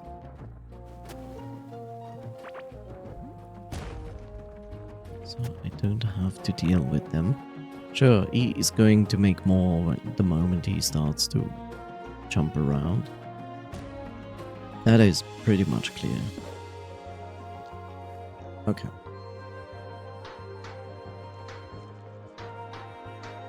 Repair everything. Take this back. This is fine. Don't care if I lose those. Okay, so let's try to kill this boss. Which means I can put this here, and this I can actually put there. Because I don't really have to mine anything. That's not really a problem. Okay. Let's see what we can do here. Open this. And let's eat some buff food.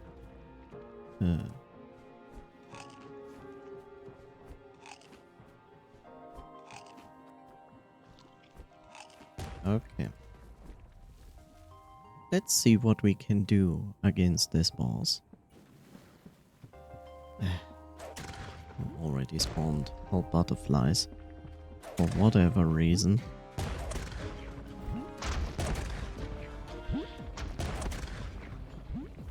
It's barely taking damage. It's not even funny.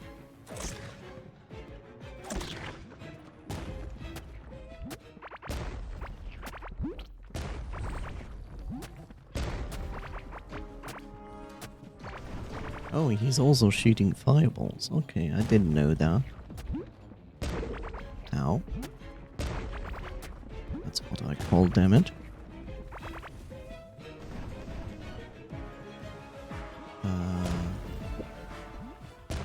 And he reset, because why not?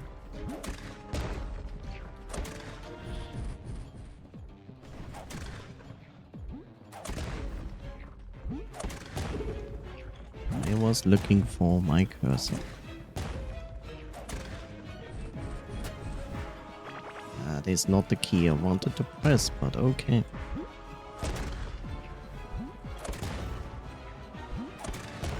Where's my key? Where's my mouse? These are questions I have.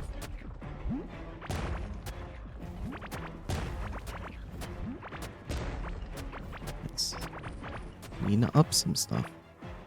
Back to my actual weapon. Take useless damage. Okay. He's enraging. Okay.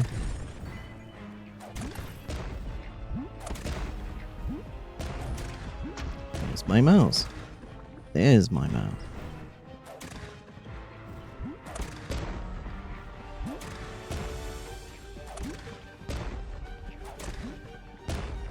Why did he reset? This boss is garbage. I'm going outside.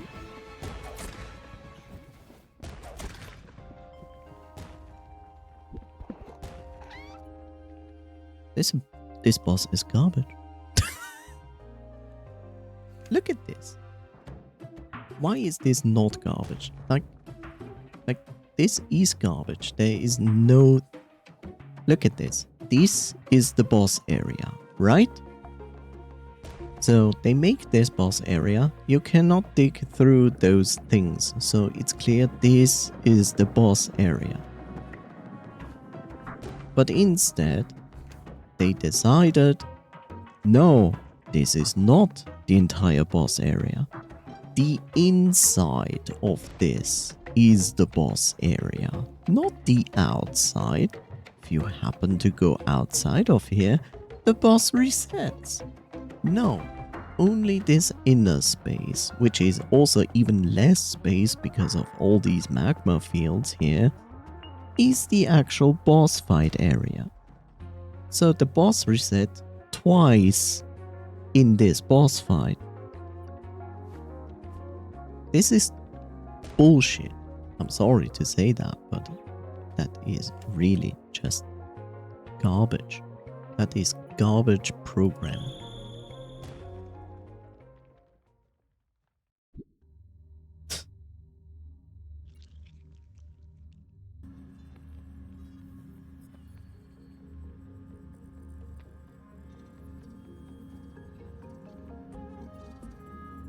Reboot. I'm not okay with this, and this is not the first time I encountered this problem with the boss. I know bosses need a reset distance. I get that. That is okay to have a reset distance, but then clearly make it what it is and don't change it to some arbitrary distance. Like, if I'm in here, my assumption is this is my fighting area. So all of this for me is accessible to use against this boss. And not this is your fighting area. Do not leave this unless you want the boss to reset. This is not the first boss that does that, by the way, which I just said before. There was another boss who did the entire... Yes. So, this is a main boss fight here. That is the boss fight area. Yes, it's mostly land because I put a lot of land tiles down there. Guess what? This is the boss area. And because the boss, like, attacks you, right? So I went here. Here. To this tile. Next to this indestructible wall. Here. And the boss reset. The boss didn't reset in the sense of like the boss reset in the middle of the room and waits for you. No, the boss disappears. In this specific case. Only this boss does that, by the way. I think. Or the other Titan would also do that. No, every Titan is doing that. But that is dumb as fuck. Like, again, this is my fighting area. And because I was here, a tile next to the area, the arena wall, it reset the boss. Because apparently the arbitrary arena for the boss is this. And not this. You know, I understand when I'm fighting the boss and I'm like, oh, holy shit, the boss is too strong, and I run outside going past this line, then yes, I would clearly understand the boss is going to reset. And that would also make perfect sense. But the boss is not doing that. No, they create an arbitrary new area where they say like, here we fight, and if you go outside of here, I will reset. It's just aggravating. Because you fight the boss and then you expect this is the fighting area you can be in. And it's not. And it's...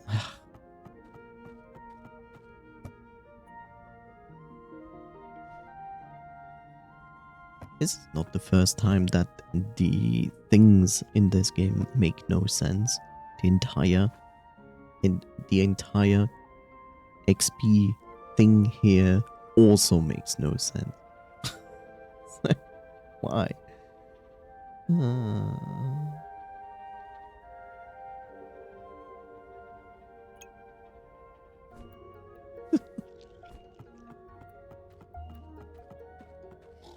I understand. That is their first game they making as a team. I get it, but there are so... Like, there's a good bunch of things in this game where I say, like, why did you do this? This makes no sense. Like, I don't need to study or know how to program to understand that what you did here is dumb. Like, ugh.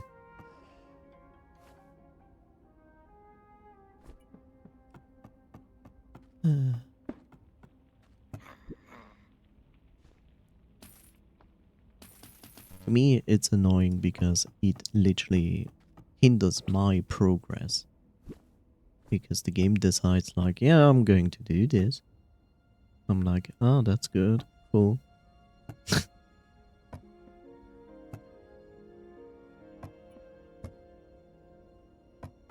Nah, I'm going to do this instead. Okay, cool. What am I doing? No, don't sell that. Give me this instead. Thank you. It's also depressing to see that still, like with this build, I'm still doing like jack shit damage to Igneous. And this is building into a power build. Don't forget that. Like, that's gonna be a power build. Which is hindered by upgrading. And I didn't want to shoot that, but okay. No, don't go down there. Don't go down there without your shovel. Please take shovel with you. Thank you. Ah.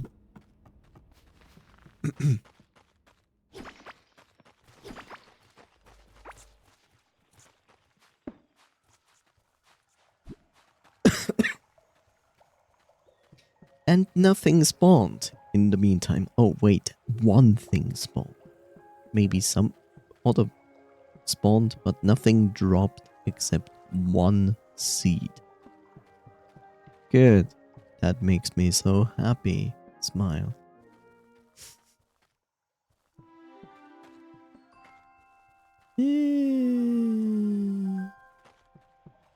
This is the entire field that keeps me back from actual good, nice progressing.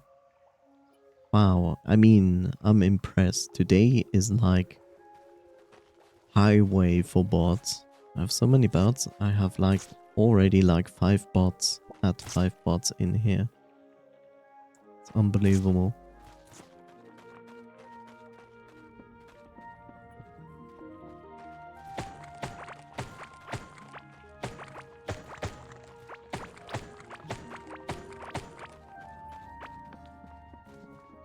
Yeah.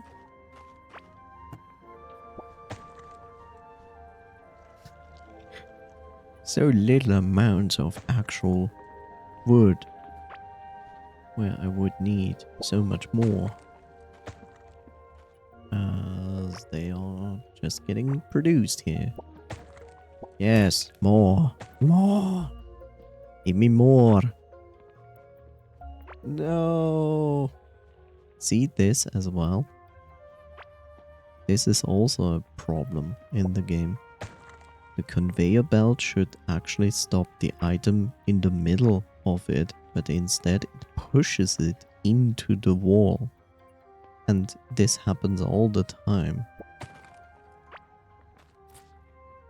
And it's horrible.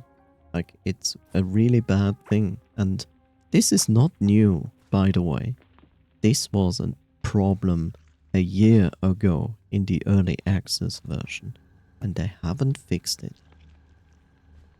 They haven't fixed it.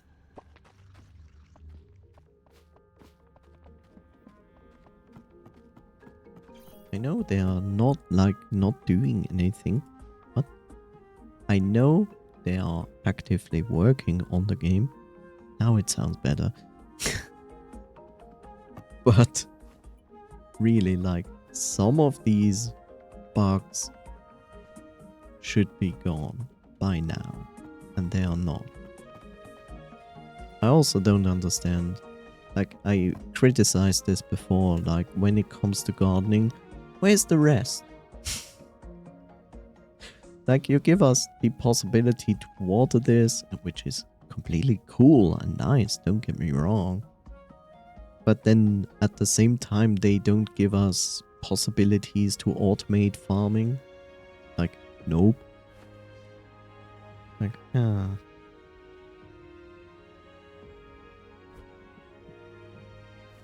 So yeah, igneous is not really something I'm going to do at the moment. Now the question is, what about the druid?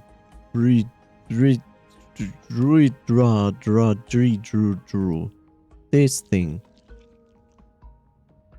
Now my hopes is I only need to stand somewhere in Azios and play the instrument, which hopefully doesn't consume the instrument.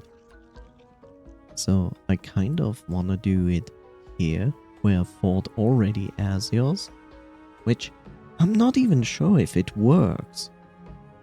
But it should. I hope it does. And I have no idea what to expect out of this fight. I have absolutely zero idea how that fight works, if it works at all. Like, nothing. No,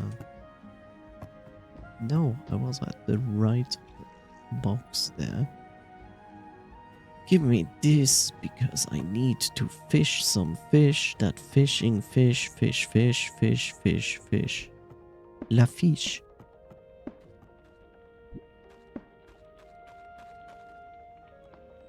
exciting fishing. Magma, I guess.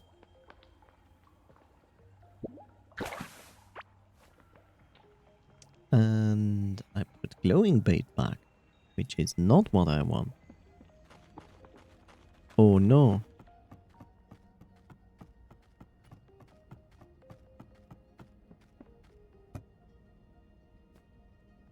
I actually need this. You know? If I want fish, then I should eat these.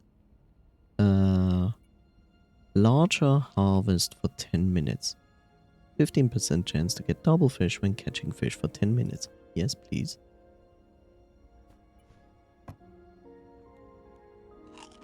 Nom.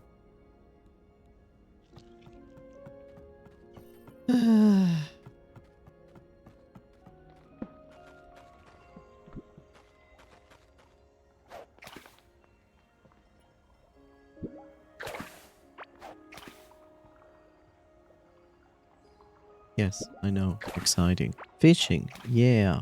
Cool. Amazing. That's the content.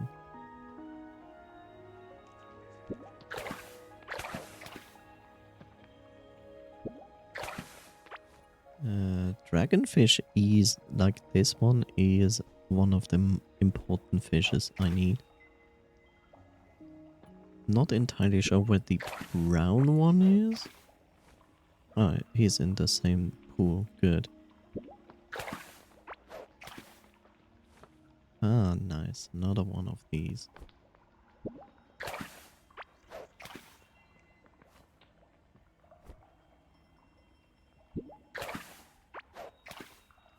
Good. That's good. I'm fishing them quite nicely.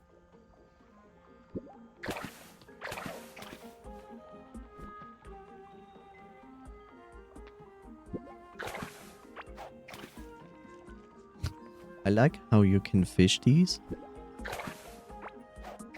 but you fish one of them. One. This is, if you didn't know, food for the turtles. But like getting one is a bit depressing. I just also don't understand how people are like, we need the fishing game back. And yes, they're gonna put the fishing game back, which is optional, which I'm very glad about, that you can either use it or not. But like we talked about this before, right? So the leveling system for fishing is fish 2,500 things out of fishing holes to bring it to level 100. There's no shortcut. And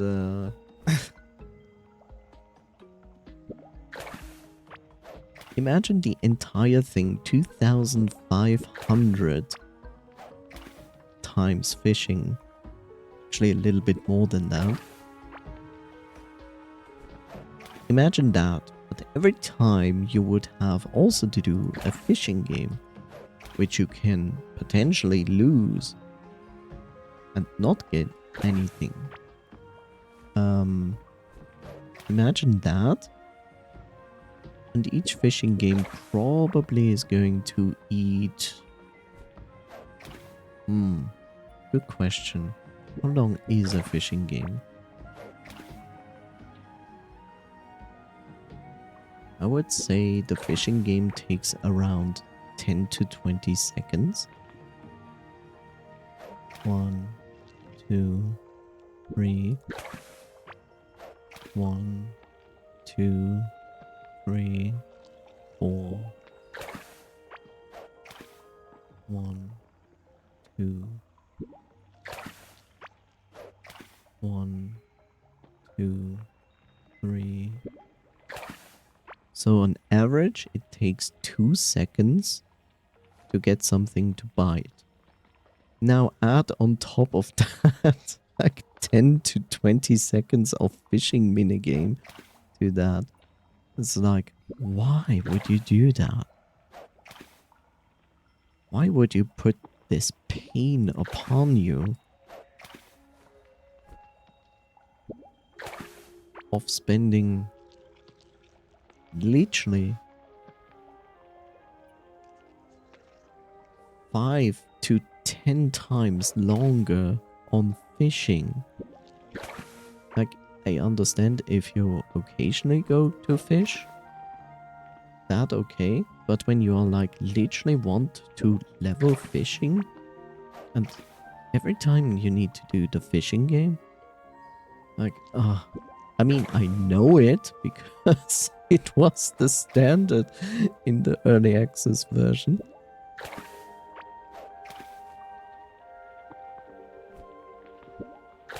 But still, like,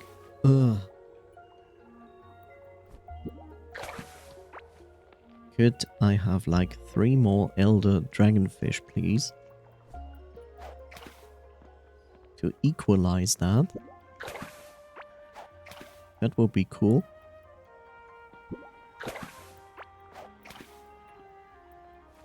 Instead, you give me more burden. I don't need more of them.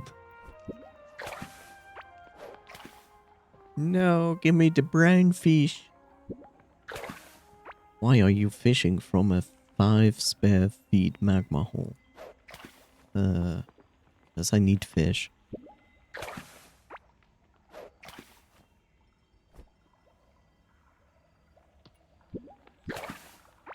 Hi, Coffee. How are you?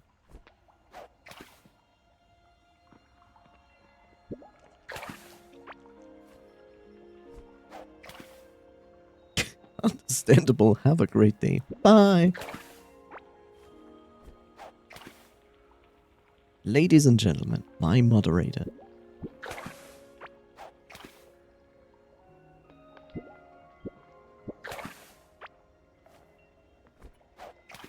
He's adorable. Cuddle the moderator. Do it. Hug him. Hug my moderator. Give him boobs. Give him nuzzles.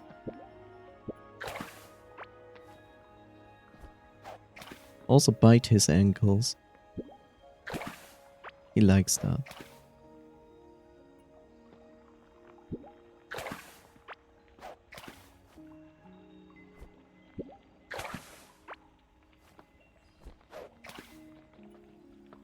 Goop fight, goop fight, goop fight, goop fight.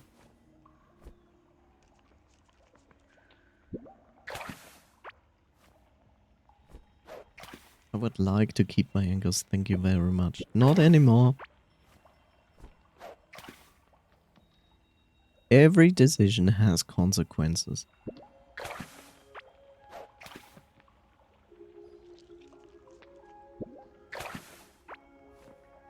You know, take it, because you also get boobs, you get nuzzles and hugs, and one downside, you get also your ankles bitten. I think 3 positives versus 1 negative is okay.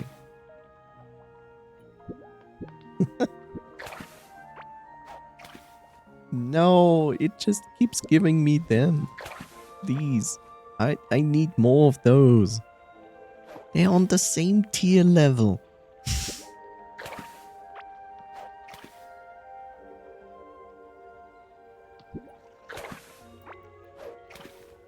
The same tier level. And it gives me even more of the green. Just like, here, take it, you dumb bitch. Let's see. Not sure if the axolotl is in this water. I don't think so.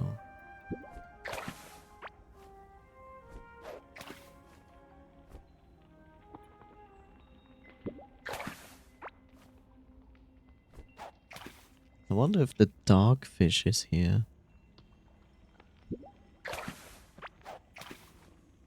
Oh no, there's the axolotl. Good, it's called carolotl, but it's basically the same thing.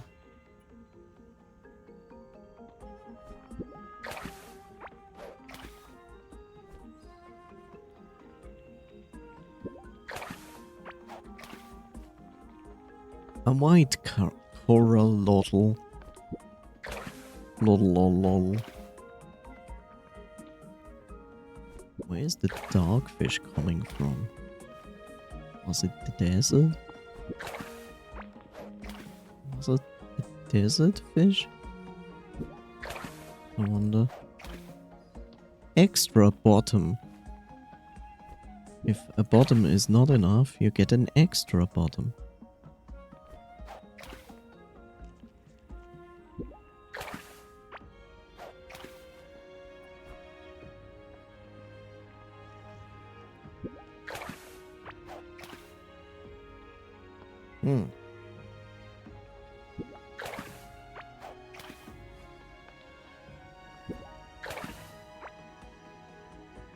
Where's the dogfish coming from?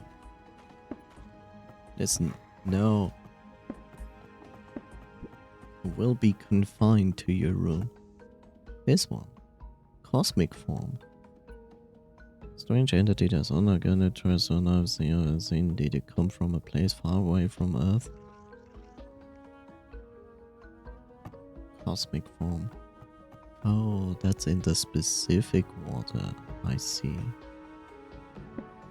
The specific water.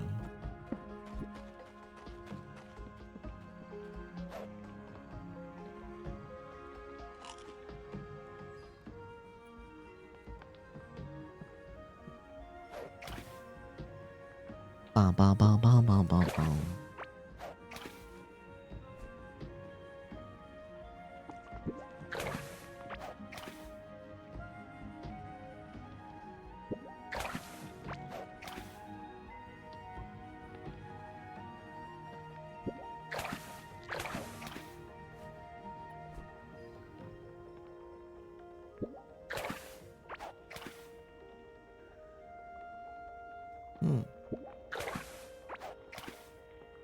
A copper ore, yeah.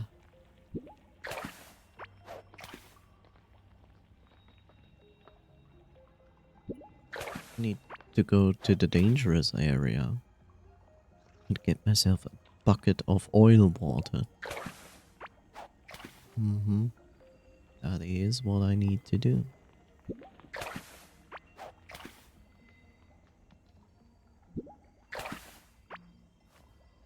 I got wood.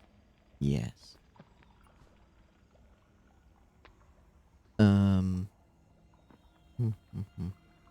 What is this? This is fusion alloy.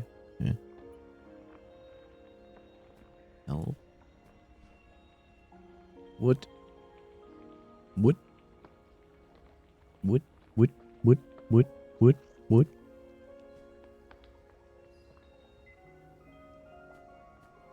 Yes.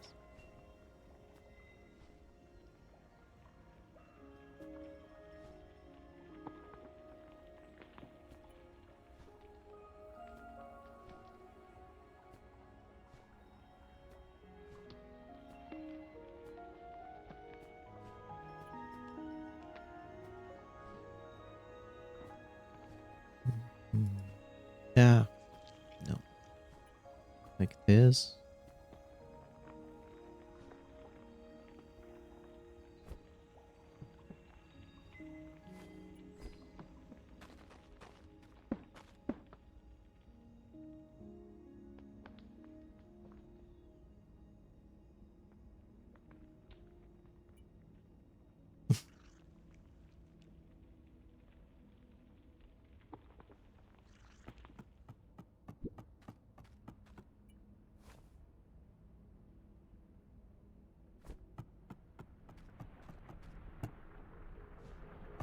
Nice. Just eat elderly people, but only once a week.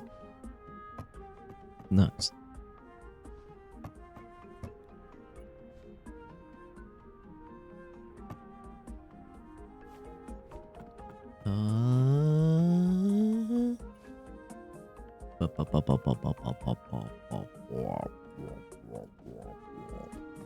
I need a galaxite key, which I have here. Congratulations, it's a chest.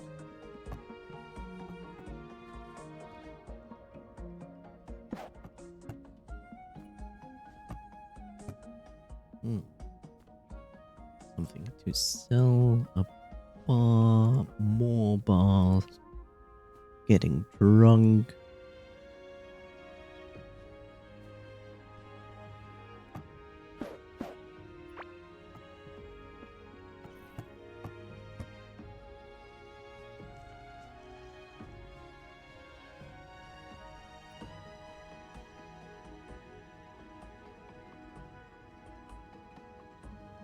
Still have a good amount of this. 1, 2, 3. But I made always 4. Ah. Okay. But I still have enough of those. Okay. Good. Very good.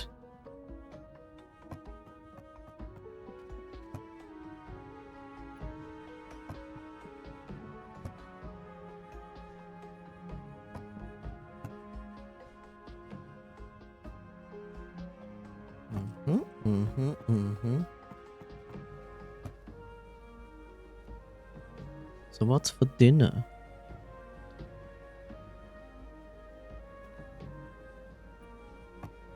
Or what was for dinner? Coffee.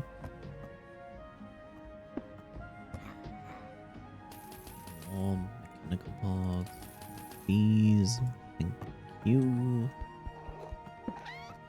Meow.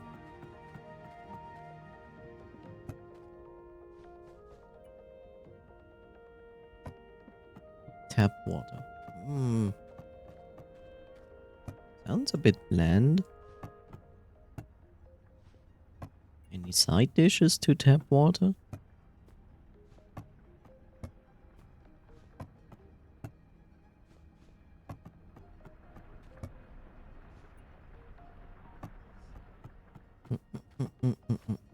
Okay, I can put that back. And I can put this back up. Basic materials.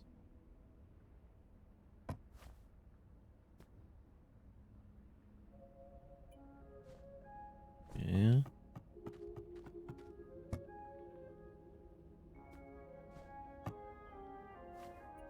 Bow, bow, bow.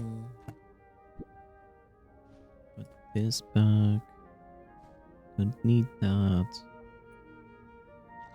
Let's take the shovel with us again. Sell those things there. Cube of butter. Delicious. Makes the flavors stand out of tap water, you know? That's what that is for, right? To improve the flavor.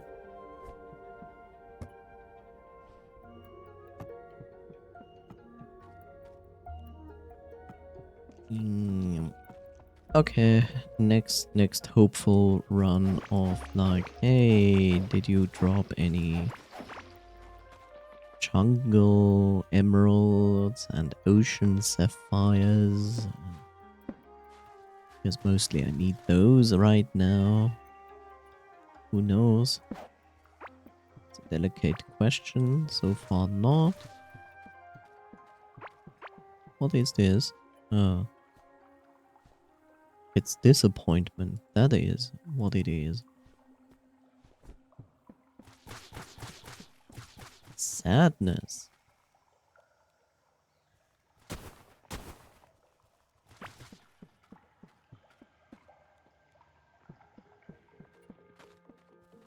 Wow, wow, wow, wow, wow, wow, wow, wow, wow, wow, wow, wow. Anything that dropped here? The answer is 2 amazing magma slimes.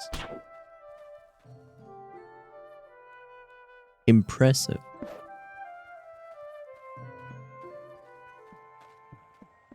Just imagine that this would actually work and give me gems that I could use. Me.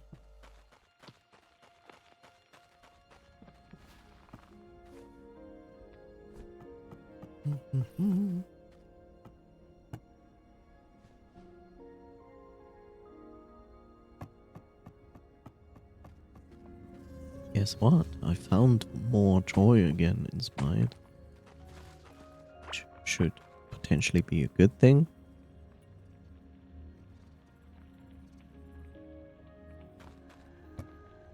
But I'm still very... One of the things that the company, which is a specific new founded company for Smite, that is basically Hi-Rez. Like, Hi-Rez made an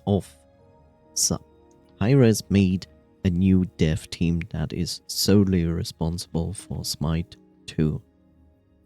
So it has another name, so who cares? But it is Hi-Rez.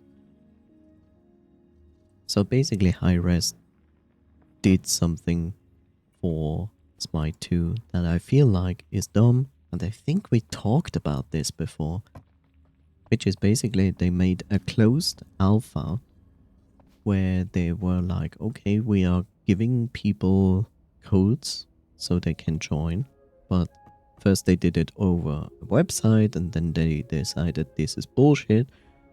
Now it's on Steam, so therefore we will give it out on Steam. And then they finished that by the end of August, I think. And now they are still like in closed alpha. And to get in, so they went from one phase where they were like giving out codes to people to try it out, to now the next phase, which will go until the release more likely, or it will have like a short open beta. They're now in a closed beta. I think first it was closed alpha, now it's a closed beta or something like that.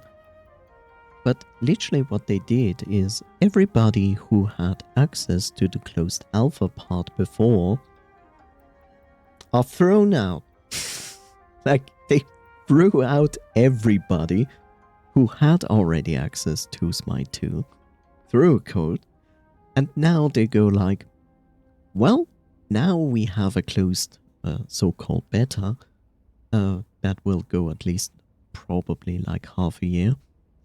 And if you want to go in, no problem, buy the game.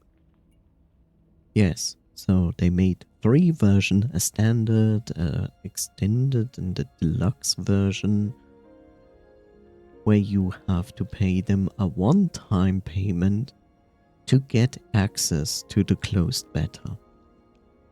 And everybody who was already playing in the closed alpha were thrown out and told, good job, thank you for your help, buy the game. And the best part is they're gonna do that until the release of Smite 2, the official release of Smite 2. And when it is released, it will be free.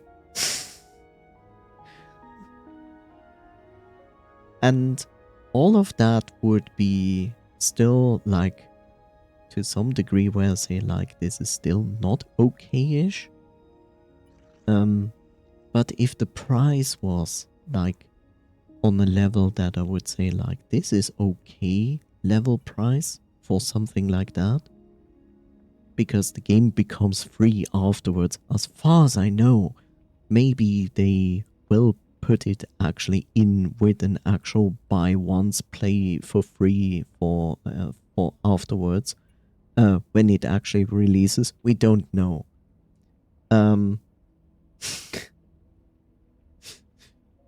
But like literally taking the people who already helped in the closed alpha section and throw them all out and go like, no, now you buy the game. It's kind of shitty. And the lowest price that you have to pay to get into it is around $33. which is still nice in consideration they could have charged 60. But I feel like they already make so much fucking money with Smite anyway.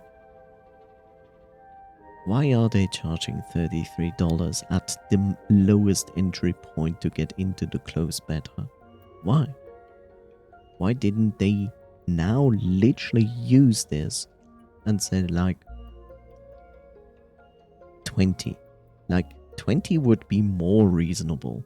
And then have the next version going to 30 and then maybe the Deluxe Super Edition X Pro and Knuckles for 40.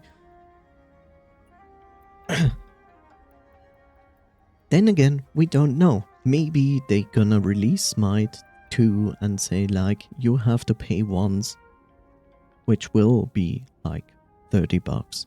Who knows? I don't know.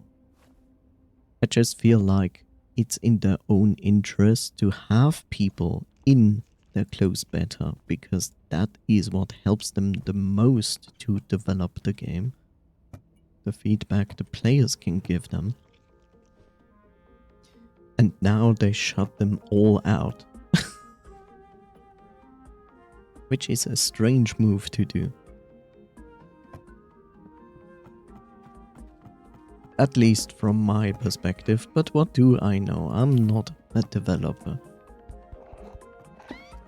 And I'm also not a capitalist, so therefore I mostly don't understand that behavior. But hey. Okay. What to do? So I still need to upgrade stuff, so Igneous is out of question for now, because bullshit. Mostly bullshit. We could try this boy, but like I said, like you have to fight him on water, which is on water. Which is like, and we also can give Druidra a try, which my biggest hope is like I can go here, use the instrument hopefully is not going to be consumed when I use it, and then fight this boss. I have no idea how this boss works. Some people are scummy as fuck. Yeah.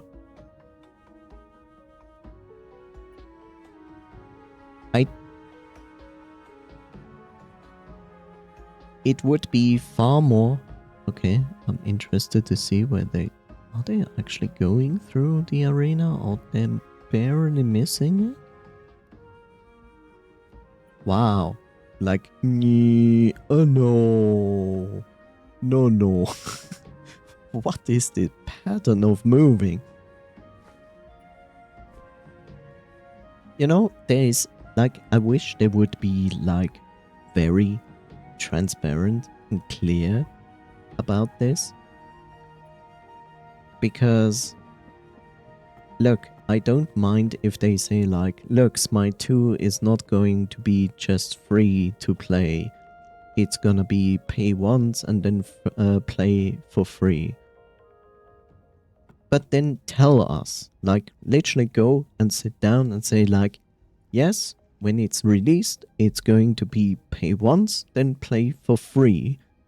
We do not know yet exactly where we're gonna put the price point, but that's the reason why we currently have Smite 2 for a price on Steam, where you also will get access to the closed beta. If they would have told us that, then I would have said, okay, that makes sense. So regardless if I buy it now or when it releases, I literally have to pay for it once. And then it makes sense. Now, because they didn't do that, and I actually have to look this up, because I say this, but I haven't followed them constantly on the news on Smite 2. So if they haven't said that, then yes, it gives you this feeling of like, this is scummy, because it feels like I'm going to buy myself into a closed beta that after its release is gonna be free. It's like, that's the feeling I get. But if they have said something like that, which there is the possibility, then it is more acceptable. Because then it's the same thing, right? Then it's like, buy it now and get access to closed beta, which is even a benefit, or wait for its release because you do not trust us for whatever reason. But you're gonna pay a similar, if not exactly the same, or even more when it releases. So, yeah. But the thing is, I wanna play. I wanna play Smite 2 to get a feel for it. I know they changed quite a lot in it. It has a different feel. I know that. There are also things in the game where I'm not too happy about it, but it's not instantly a deal breaker. There are still things in Smite 1 where I say like, I hope they will change that in Smite 2, because it gives you so much possibility of abuse, and you see it in Smite 1. That's the other thing. You see it in Smite 1. I think we talked about this before. Like, the biggest issue I have is the tank patch that happened to Smite. That is my absolute biggest issue. Okay, give me this.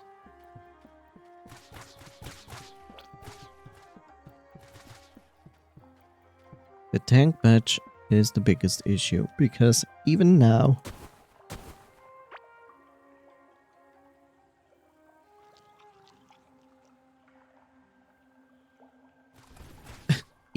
I literally can just look back a few days where we literally fought an assassin on tank build who did assassin damage with the tank build. And that is just not okay. It's just not okay. It's stupid. It makes me not want to play against these people.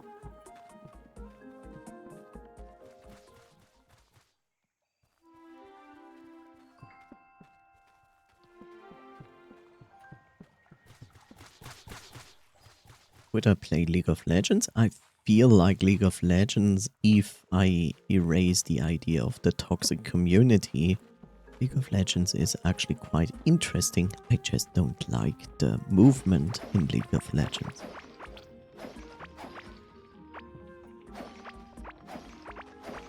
That's my biggest issue with League of Legends, apart from the toxic community.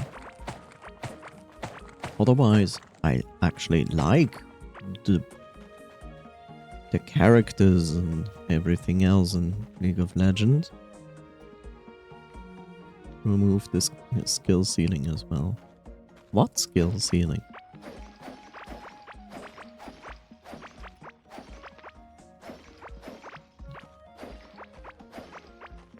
What skill ceiling? I don't feel like League of Legends is very difficult to pick up and play. What exactly do you mean? Just curious to understand what you mean here.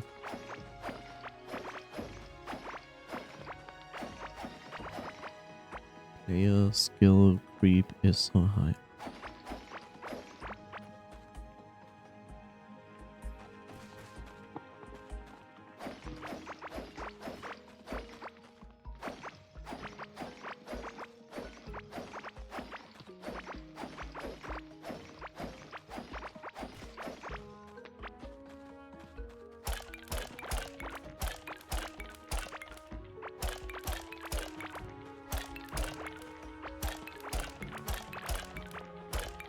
what I usually understand under skill ceiling is the game is very difficult to get into because you need a lot of skills to actually play it efficiently. I don't feel like League of Legends is doing that at all. Or am I wrong? That's a skill flaw. Okay. So what's a skill ceiling then?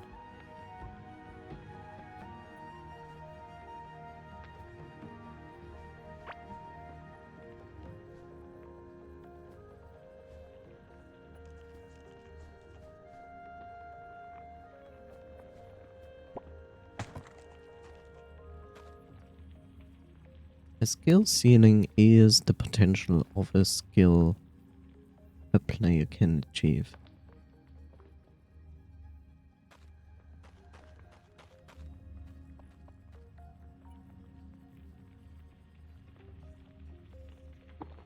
So you feel like League of Legends does not offer enough possibility to expand your personal skill in the game?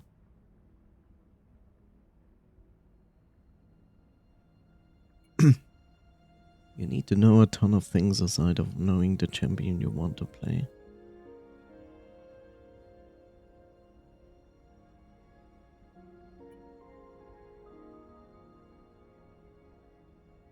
But the ceiling means a limit, right?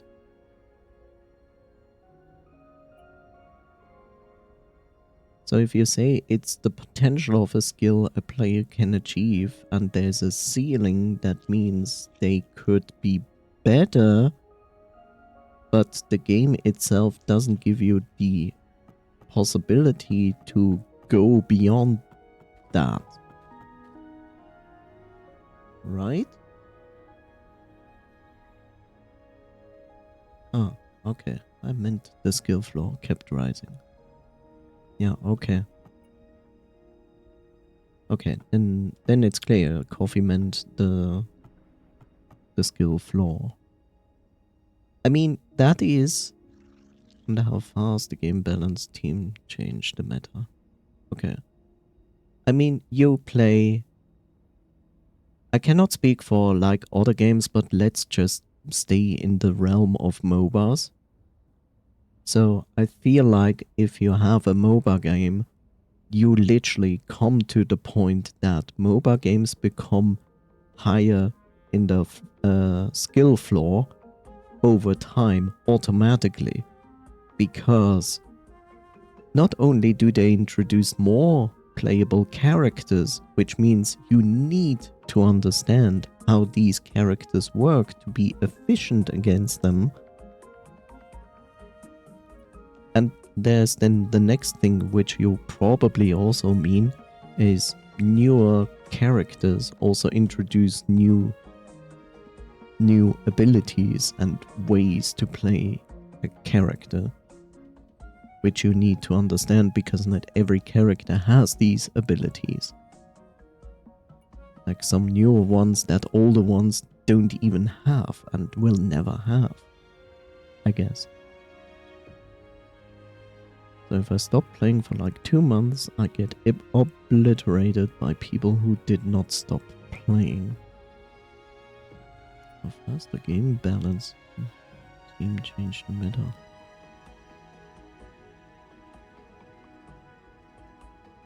One big thing is that a lot of game mechanics that only pro players can do it, but now almost everyone can do it.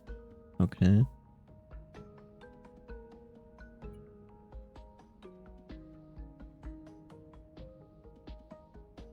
But that's kind of strange when the game balance and team composition changes that harshly, like within 2 months. That's kind of weird. I mean, it's a MOBA game, right? So the team is always gonna be these 5 players, these 5 classes. This meta will never change. Yes, they can do that.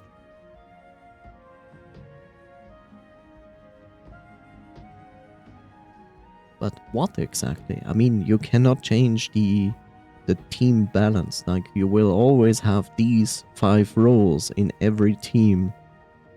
You will always have your jungler and your magic users and your ADC and your tank.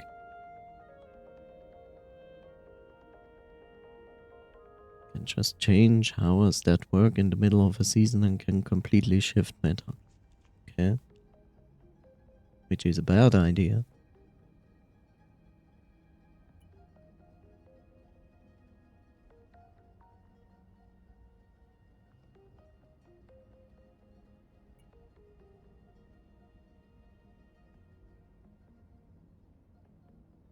Okay, but then team composition is not the problem, it's the problem that you just wrote.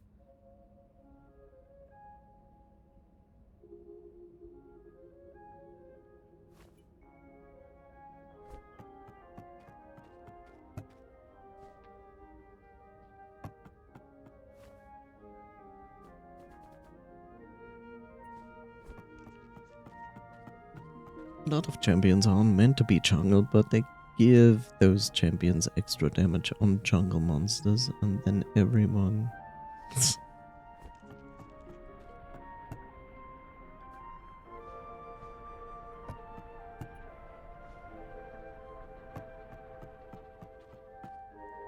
I mean, I agree with you. You should not, within a season, just make such drastic changes. That is really stupid. Like, if you really make something that impactful, then do it from one season into the other. Like, in between. And make it a thing for the next season. Even if it's good or bad, but not like mid-season.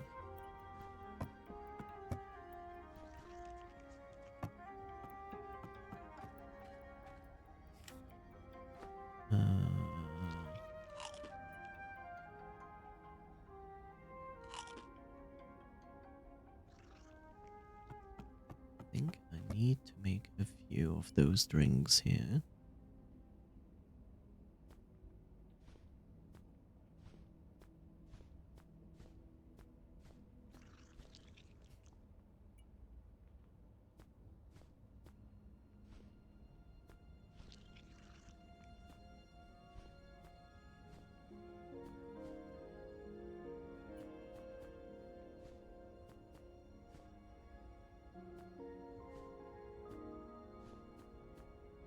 Yeah.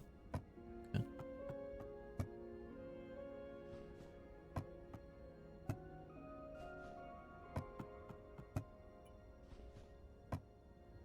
And then they release a champion that is so batshit broken that they have to be nerfed and patched constantly. Yeah. Usually it's like, yeah, that can happen, but it's usually like, here's a new character to play and it will always be broken. Like, in Smite, basically, they have like a test server which people can use, where they try to balance the new upcoming character before they release it, and I assume League of Legends has that as well. But it's really funny because, like, when they release it, you already can see like some patch notes at the very bottom of the news where they indicate already things they planning in the next patch. And you see like, oh yeah, the new god is basically getting nerfed. And it's like, if you already knew that he was too strong, why didn't you nerf it to begin with before you released it when you already knew you will nerf it? That is the strange thing every time I read that. But every time a new character goes into a MOBA game, it's always OP. Like, I think I have never seen a new character in a MOBA game that is getting released that wasn't OP. And then occasionally they make a character that is so OP that they can never fix it, which is weird. Like the best, I talked about this, like Yemoja, which is like a tank character, but more support tank, because she also can heal. She is completely OP. She was released, and for 2 years she received only nerfs. Whenever they had the chance to nerf her, they nerfed her. Like she never saw a buff patch on her. She only got nerfed and she still stayed OP. Like only this year, for the first time, she got once a buff. And then she got nerfed again. Like, she is one of those characters that will never be fixed. Like, unless you literally take the character and build it again from the ground up. But it's one of those. Another character like that is Zeus. Like, nobody likes Zeus in an enemy team. Nobody. Because Zeus is always OP. And on the contrary, Zeus almost never receives a nerf. I think you can count on one hand how many nerfs Zeus got within the release of Smite 1 and now. And the worst thing is when you actually read that Zeus gets a buff. And it's like, why? It's so stupid. The same applies to a character named Vamana, which we all call Big Baby, because he looks like a baby and can become big in his ultimate. And Vamana is also broken. Like, always. Like, Vamana can literally start a game on an Aram. Imagine you have a champion on Aram, and probably you have one like that in your League of Legends. Imagine Aram starts, and this champion goes in with his basic build, ults, goes to the tower and kills the tower within 30 seconds of the game starting. And lives. On top of that, lives. Because that is basically what I can compare it to Smite. That I saw that. I was in that game. Like 30 seconds into the game, when the minions started to spawn, this guy took down a tower solo and lived. That is bullshit. That is absolute bullshit. So yes, it is unavoidable in the MOBA space, at least in the MOBA space, but I'm pretty sure this applies to any PvP game, that you will have characters that are just simply broken and probably will never be fixed. And yeah, the more characters that will be added to any MOBA game makes the entire game more complicated, because they have new techniques, new things to introduce, which others never had. But like you said, the skill floor automatically rises every time a new character is introduced. Because that's the difference, right? Between the players that come in for the first time and the players who have played this game for quite some time.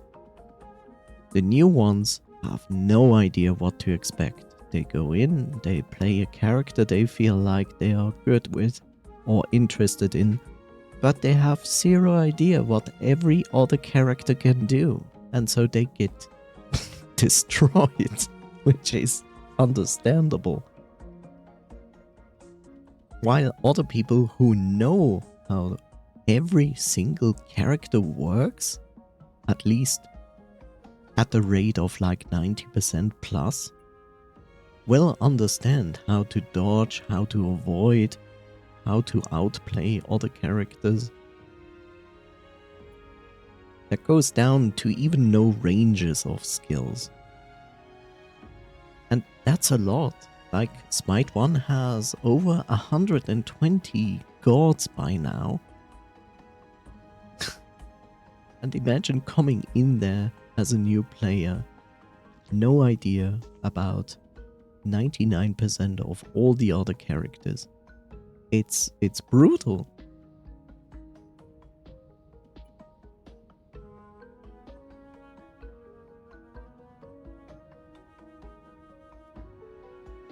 I mean, in another case, I would say Team Fortress 2 is there a little. It's there probably easier. I mean, you will still get destroyed as a new person if you play with other people who have the experience. Sure. But Team Fortress 2 didn't introduce new characters over time. It's a fixed roster. So it's also a small roster, which makes it easier to learn. But of course there's still a skill. You still need the skill to understand how your environment works, how the characters work, how you outplay said characters. Like, there's still a ton of information that you will be missing as a new player of Team Fortress 2. But it's not as brutal as a MOBA game. It's certainly easier to get into Team Fortress 2 than into a MOBA game.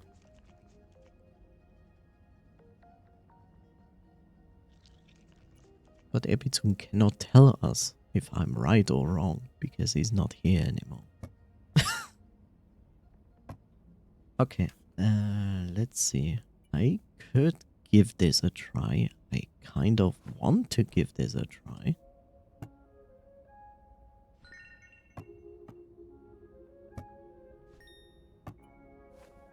I got a cooking point. Oh.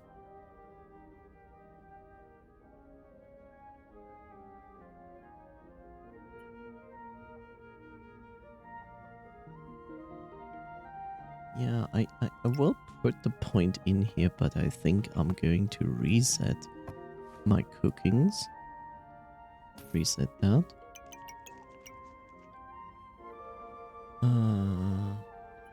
And put my points here.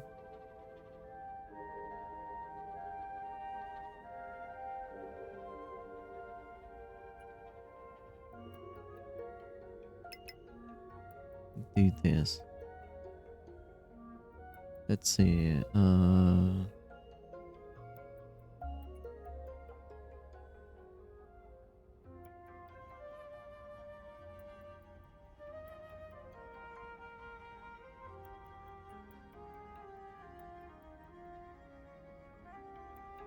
Cannot do that.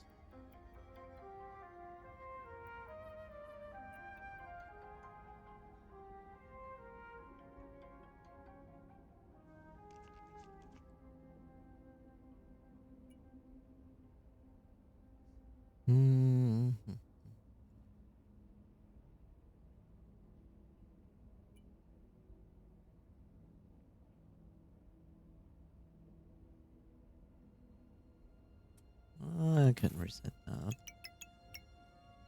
So,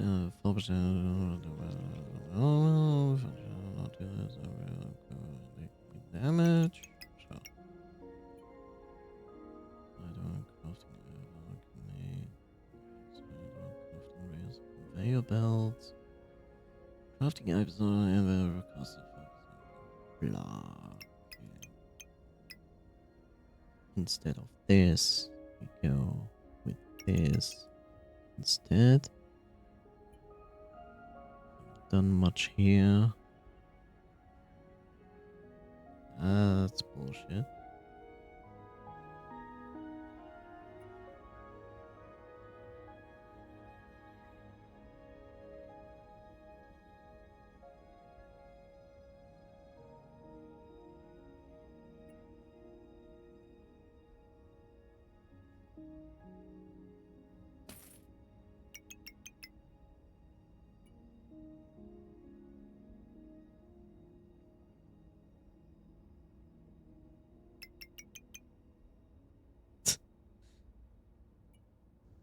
Stunts.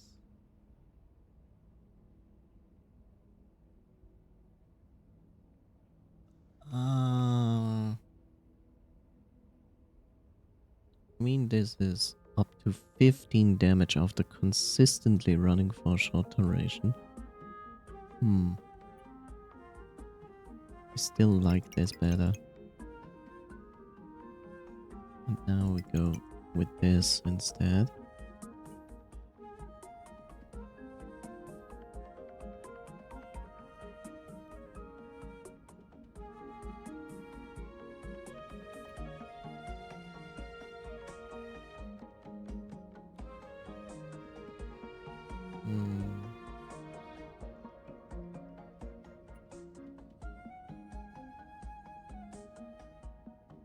This is fine. This is fine. Yeah.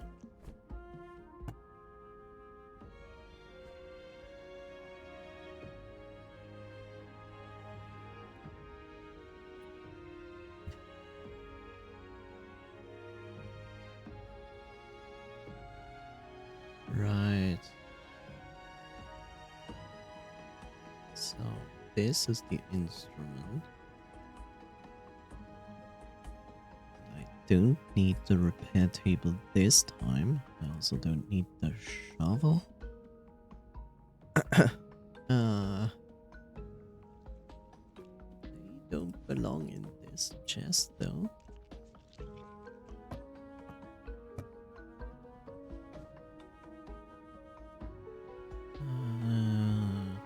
I will do this.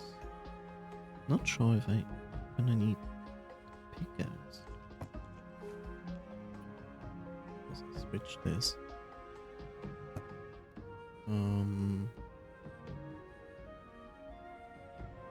But this should be fine.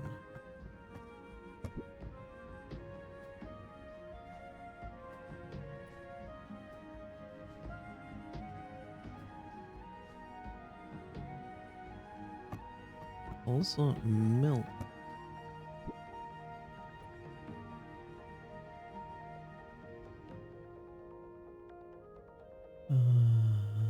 These two? But maybe I also need this.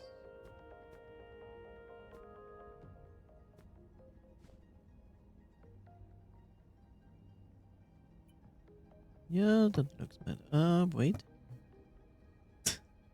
I was like, what about the milk? The milk. What about the milk?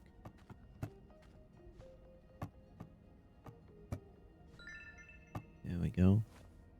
Hooray, I got 1 point in cooking. Exciting.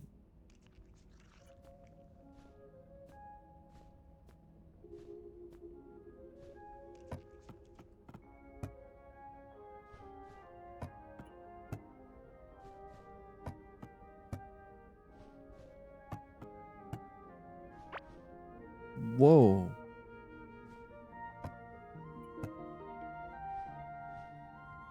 Okay.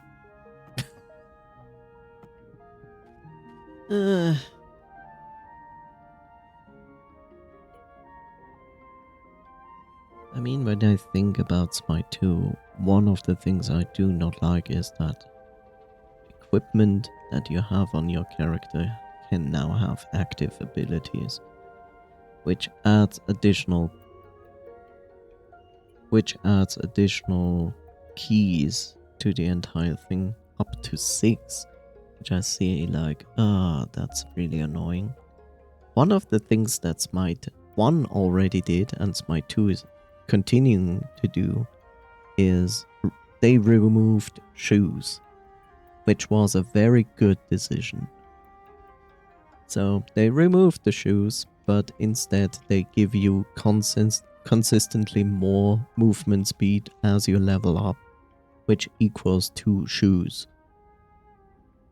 Except, of course, you don't have additional stats, but this frees an entire slot up, which you can use for other items. So that was one of the best decisions that HERE has ever done. for Smite. Because I always felt like, this is dumb. Like, we sacrifice an entire equipment slot for shoes.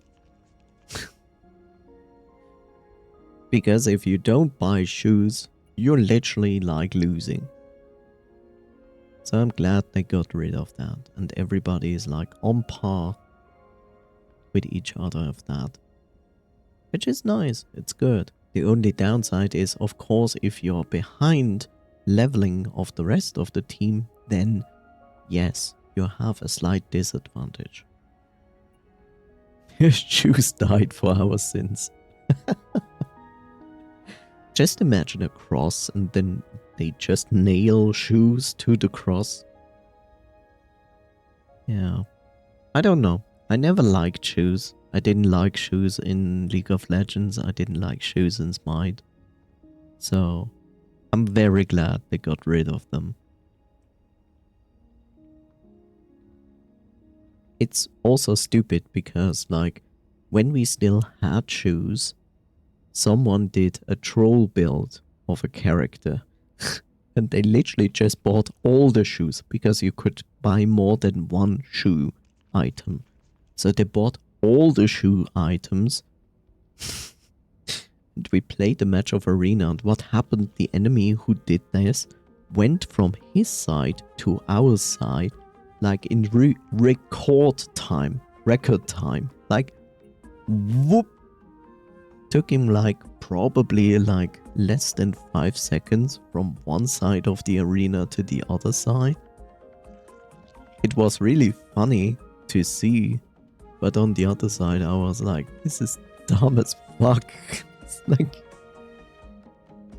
that's the other thing. As long as shoes were inside the game, they weren't limited to one pair of shoes. I think at some point they did limit it to one pair, but they also had like still a ton of other items that increased movement speed, and you could just make a build that was just ridiculous in movement speed. Of course you sacrifice a ton of other good stats. So it's more a troll lol haha build than anything else.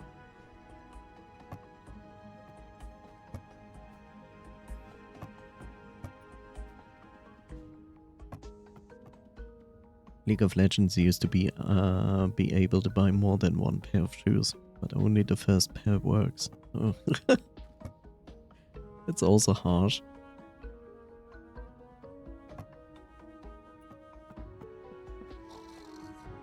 Okay. Everything is repaired. I have this, I have this, I have coffee with me. Good. Let's see what this boss is all about. Does it even work? Can I summon the boss to this specific area there? And I'm probably going to cry because the boss will probably not take a lot of damage, which makes me already sad. We're not going to fight the bird boss. I already did this today. So, no.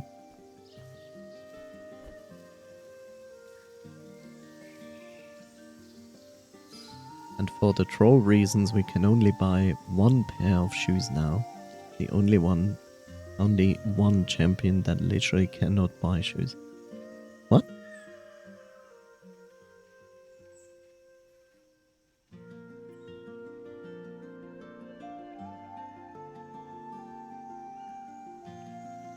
And the only one champion that literally cannot buy shoes?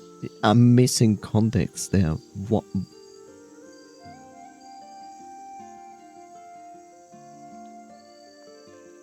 Which champion? So there's one single champion that cannot buy shoes?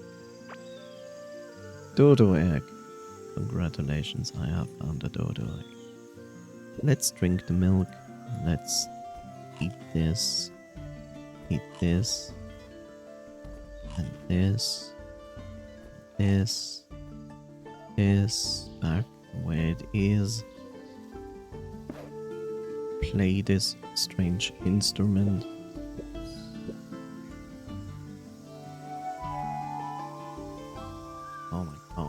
It's... I'm not sure if it actually works. Oh, I assume you put it down when this one is nearby.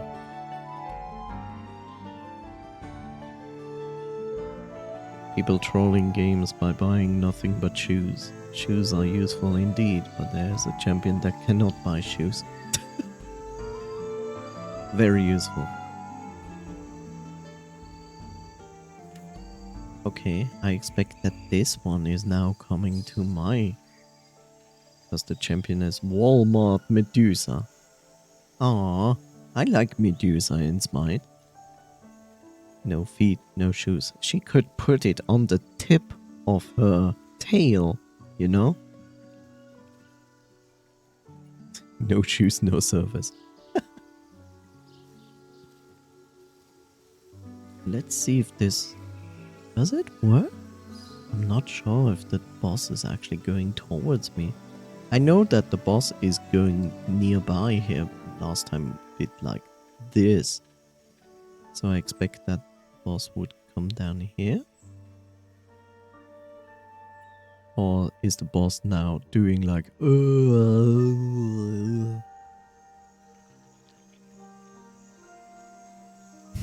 Walmart Medusa. I just wasted these potions. Look, now it comes nearby, and I fully expect that the boss will show up.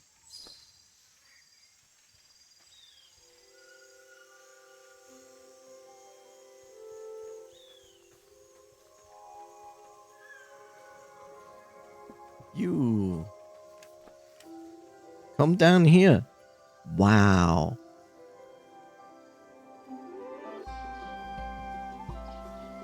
Good to know. Okay. Wow, that is disappointing. Can you? Thank you. Wow, that's shitty as fuck. So you literally have to be in the way where the boss is.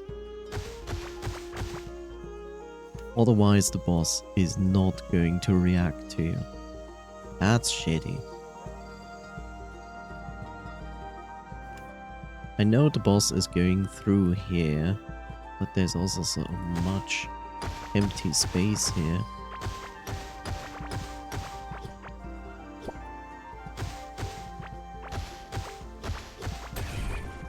Goodbye, Dodo.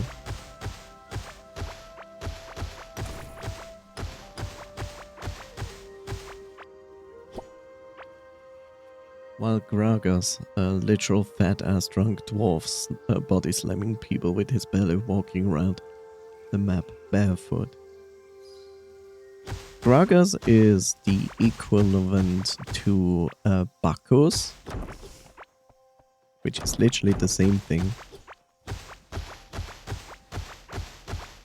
But Bacchus in Smite does wear sandals.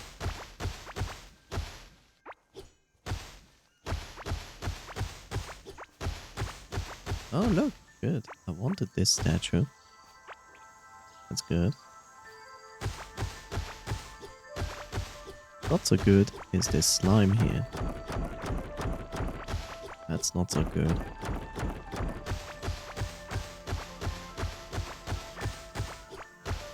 God, this is so stupid. You know, it would be nice if they would say like, yeah, you need to put it in the way of the boss to make the boss trigger. But no, let's not tell the people about that. It would be silly.